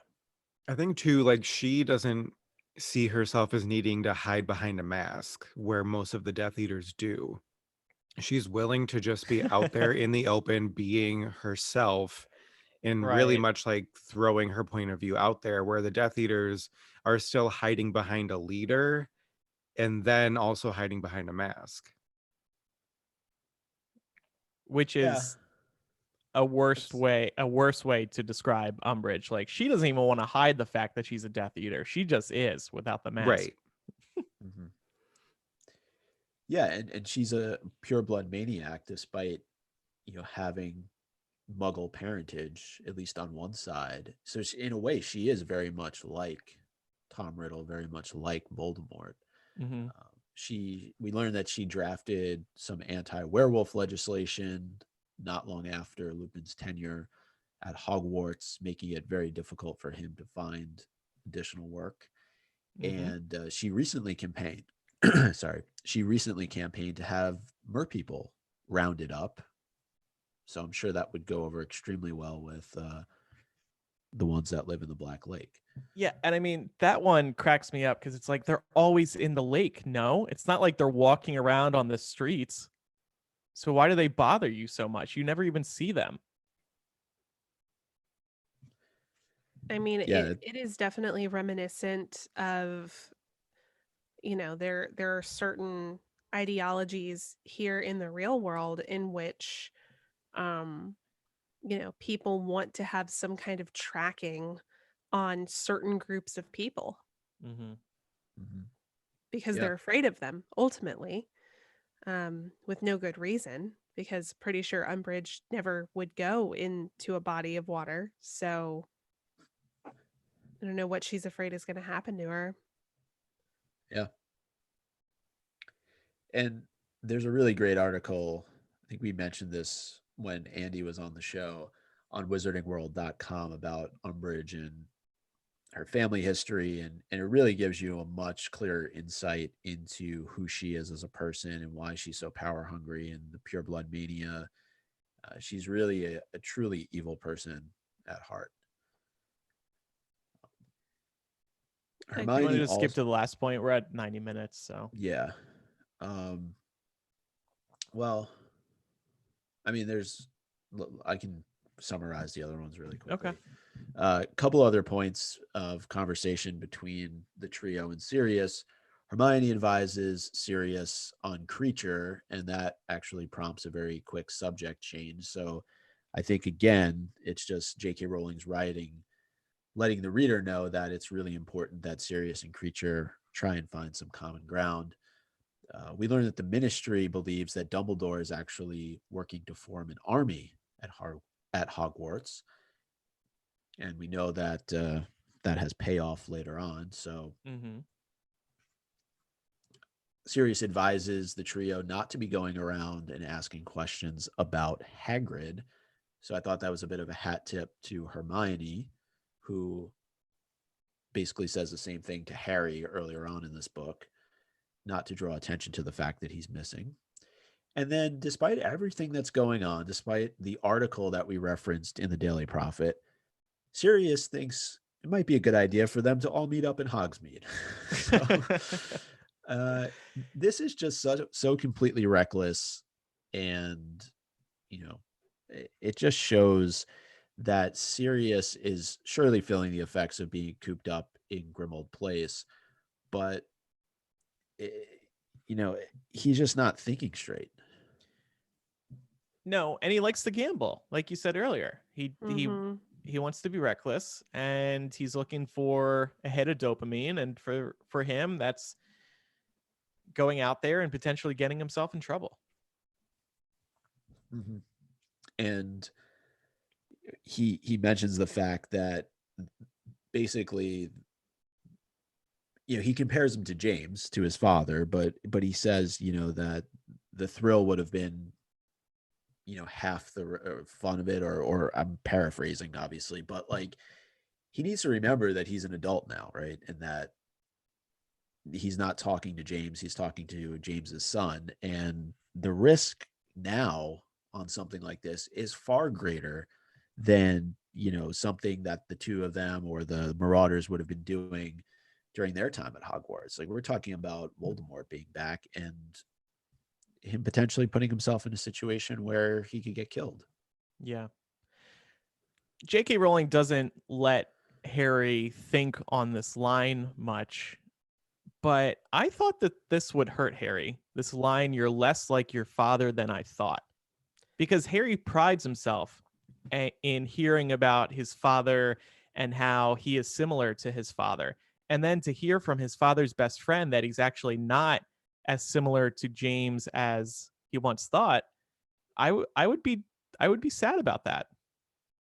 That's hurtful, but I also think that this is a little bit of foreshadowing because we learn later on in the book that Harry's father was actually kind of a bully, Mm-hmm. and Harry's nature is actually a lot more like Lily's, like his mother.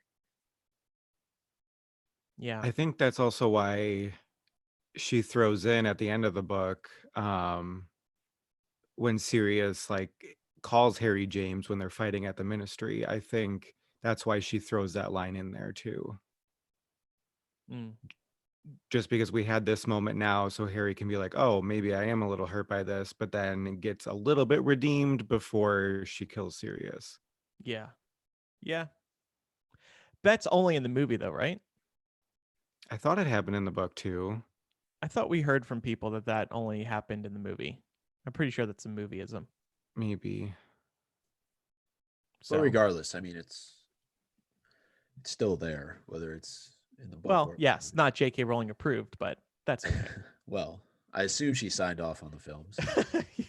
Right. But yeah, it's I just think it's tough for Harry to be put in this situation because he goes from, the Percy letter to Sirius when that's supposed to be sort of a uplifting moment for him, and the way that it ends, it's got to leave him feeling like crap. Mm-hmm. It's like I said, bitter serious. He's acting like a child almost in this moment where he's like, you basically slams the like think about with your parents, like you slam the door on them when you don't want to talk to them anymore, or however you go about it, you hang up the phone on somebody. That's basically what Sirius is doing here. Yeah. So All right. Well, those are our thoughts on chapter 14. The Umbridge suck count will remain unchanged at 21, correct? really, you want to keep it at 21? We don't want to give her one for the Percy reference. Okay. I Yeah, I think mean, at she doesn't least appear for in the the chapter. werewolf stuff. Okay, so +1 for drafting anti-werewolf legislation. Well, And what also, about trying to tag the mer people? yeah, okay. Yeah. My apologies. We need to punish her. So she's going to get an extra 2 points today. So 1 for the anti-werewolf legislation. Okay. And then 1 more for wanting to round up the mer people. Great. And you're going to work on changing that sound, right? Yeah, Micah gave me some work to do, and I'll get to it, Micah. Don't worry. Okay. Don't worry. Laura, what threads did you discover? So there is this interesting sort of correlation between Harry and Sirius in both Prisoner of Azkaban and Order of the Phoenix, of both of them being prisoners, right? So in Prisoner of Azkaban, it's because Sirius has literally escaped from Azkaban after being there for 12 years, but he can't really be out in the open. And Harry, because he thinks that Sirius is trying to hunt him down, also can't be out in the open. Because of this, Harry's not able to do things like go to Hogsmeade. He can't have a normal childhood because of this, but he sneaks into Hogsmeade under the invisibility cloak in chapter 14 of Prisoner of Azkaban, which slips and exposes him to Malfoy. Then in chapter 14 of Order of the Phoenix, Harry has to dissuade Sirius from sneaking into Hogsmeade as Snuffles because he knows that Malfoy can recognize his animagus form and would probably report back to his father, which would then make its way back to the Ministry, undoubtedly. So there's this definite theme of like Harry and Sirius being sort of whether like physically or socially imprisoned. That is an arc that both of their characters absolutely have in common throughout both of these books. Then in terms of the hunt for Sirius, it's really interesting. Chapter 14 of Prisoner of Azkaban takes place immediately after the scene in which Ron wakes up in chapter 13 to Sirius standing over his bed with a knife. In chapter 14, Sirius evades capture and continues to be among the missing. But in chapter 14 of Order of the Phoenix, Sirius is correctly pinpointed as being in London. So we have this nice contrast of Sirius being missing and then Sirius being located and reported in the Daily Prophet. And then we have this overall theme that happens a lot in Prisoner of Azkaban and Order of the Phoenix of ministry interference at Hogwarts. And these chapters have a couple of, I think, pretty direct um, correlations. So we learn in chapter 14 of Prisoner of Azkaban that Buckbeak has been sentenced to death for attacking Draco Malfoy. And then in chapter 14 of Order of the Phoenix, Sirius is the one who reveals to Harry, Ron, and Hermione that Fudge is deliberately stunting their educational development because he's afraid of the students rising up against the ministry. So it's definitely representative of an escalation in terms of how much the ministry is interfering. But I thought it was pretty interesting that these events both happened in chapter 14. Yeah, for sure. Some pretty good planning on the Mhm. part of J.K. Rowling. Mm. All right, it's time for our MVPs of the week. I'm going to give it to Percy, believe it or not, just for reminding us that family isn't perfect. Yeah. Most valuable prick of the week is more like Wow, 2 awards in 1 week for him. Good job, Yeah. Percy. I had a really hard time picking an MVP of the week because I feel like everyone in this chapter is kind of garbage. Like nobody really stands out as like having a great moment, and I feel like we kind of see the worst of everyone here. So I think I'm gonna have to give it to Sirius just because he's the only person who actually provides Harry with pertinent information about what's going on, Hmm. but he's still a child. Well, there was one very good person in this chapter, right, Micah? Yeah, I thought so. I would give it to Cho Chang. I thought she really came through for Harry Yeah. when they were in the Owlery, lifted his spirits up, made him get that little nervous, I got a crush on you feeling, where his insides burned and he felt like he was floating on air. And Mhm. to your point, Andrew, she came to his defense twice. And That's love. you know, it's love. Yeah. So Cho gets the MVP award. We for all me. want a Cho in our lives. I'm going to give it to the Blood Blister Pod because without it, Harry and Ron would have been doing homework way later into the night. Is that the first time we've given the MVP of the week to a inanimate object? No, I gave it to the table one time. Oh, okay. Well, that's your thing when you're on the show. You just don't give it to people. Got it. Could have given it to Hermes also for carrying that trash from Percy all the way to Hogwarts. Let's rename the chapter now. Harry Potter and the Order of the Phoenix, chapter 14, Percy and the Big One. That has like a triple meaning to it. Yep. Please explain. Well, I mean Percy's letter and Hagrid. There's 2. Oh, okay. Yeah. Gotcha. I went with Harry Potter and the Order of the Phoenix, chapter 14, Weasley Shade.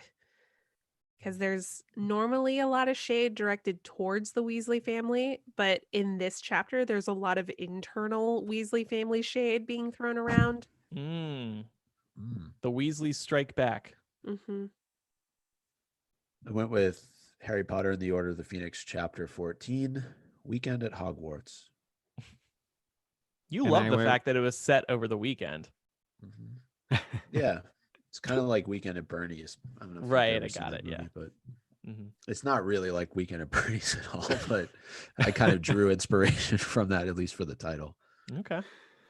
And I went with Harry Potter and the Order of the Phoenix, chapter 14, Frustration and Procrastination. If you have any feedback about today's episode, email us, mugglecast@gmail.com. You can also send us a voice memo that way. We need to get back to voice memos and voicemails. We apologize. Next week, we will discuss chapter 15. So if you have any feedback about that chapter, please let us know and we may air it on the podcast. It's time for Quizzitch. As Micah said earlier in the episode, last week's question was, what does Cho refer to Ron as? The answer is Tornado Hater. Congratulations to Anne Reese without her spoon, Tara, Stacy, Marie, and Samwise for correctly answering that question. This week's question, McGonagall has been teaching at Hogwarts for how many years at the time of Order of the Phoenix? Umbridge asks this question of McGonagall in the next chapter. This little line kind of came back to haunt J.K. Rowling after she put McGonagall in The Crimes of Grindelwald because McGonagall's answer doesn't really line up with what we see in Fantastic Beasts. So, Yeah, neither does her birthday, but right. Small details. So we can touch on that a little bit next week. To play, just tweet us. Our username is MuggleCast. Also use the hashtag Quizzage so we can easily find these answers. And by the way, if you want to follow us on social media, like I said, on Twitter, we are username MuggleCast. We are also MuggleCast on Facebook and Instagram, so just search for us, and we would love if you liked us. You can stay up to date on the show happenings, and we post little clips from the show. We post some fun memes. We post some Harry Potter news from time to time. We do a lot. So check it out. Thank you very much. Also, please join our community of listeners today at patreon.com/MuggleCast. By doing so, you'll be supporting this podcast. We're only weekly because of you. Our Patreon actually just turned 4 the other day. It's crazy to think that the Patreon itself has been around for 4 years now. That time has flown by, and we have some really exciting benefits coming up in the year ahead. I think you will want to be a part of our Patreon once you hear about our physical gift. And the sooner you pledge, the sooner you will get this year's physical gift. So hit up patreon.com/MuggleCast. Pledge at the $2, $5, or $10 levels today. To get that physical gift, you will have to be pledged at $5 or higher. You'll get access to our recording studio. So you'll be able to listen live as we record on typically Saturday or Sunday mornings. You also get access to bonus MuggleCast. You'll be a part of our focus group, our exclusive Facebook group. So many benefits, and you can access everything that we've posted over the past 4 years. So if you pledge today, you will have tons of content to go through. So thank you, everybody, for following us there. That does it for this week's episode. I'm Andrew. Micah. I'm Laura. And I'm Pat. Bye, everybody. Bye. Bye. Pat, you ended on a somber note. Say, and I'm Pat. And I'm Pat. Thank you. All right. Good job, y'all. That was a long one. I think we need to cut out a bunch. I Yeah, was surprised because the chapter is actually kind of boring. it is boring. Yeah. Except for the letters. That's about it. So, yeah, I think the first half we should cut out a bunch. I put down a couple notes, but just to speed it up, and it was kind of clunky.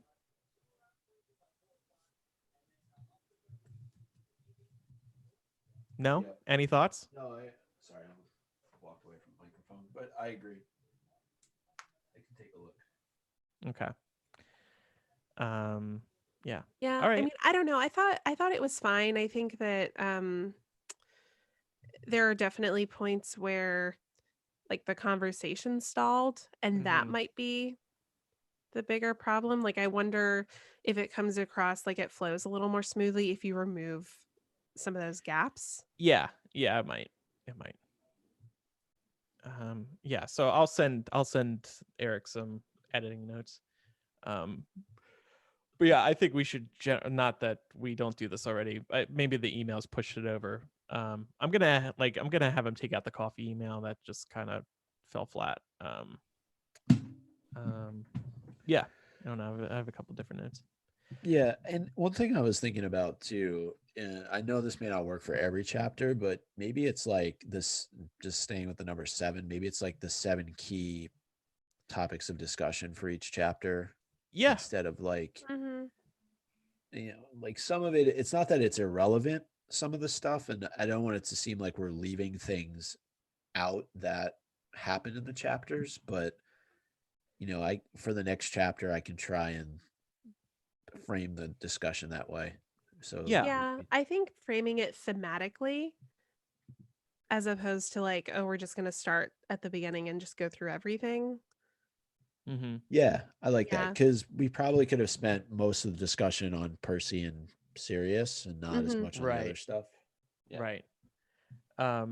Yeah, I agree with that. And Eric last week, he kind of broke it down into 6 or 7 items, and I thought the flow of that discussion worked really well. It wasn't thematic, but it was like, okay, we're going to focus on just these points, and he kind of took out the little things.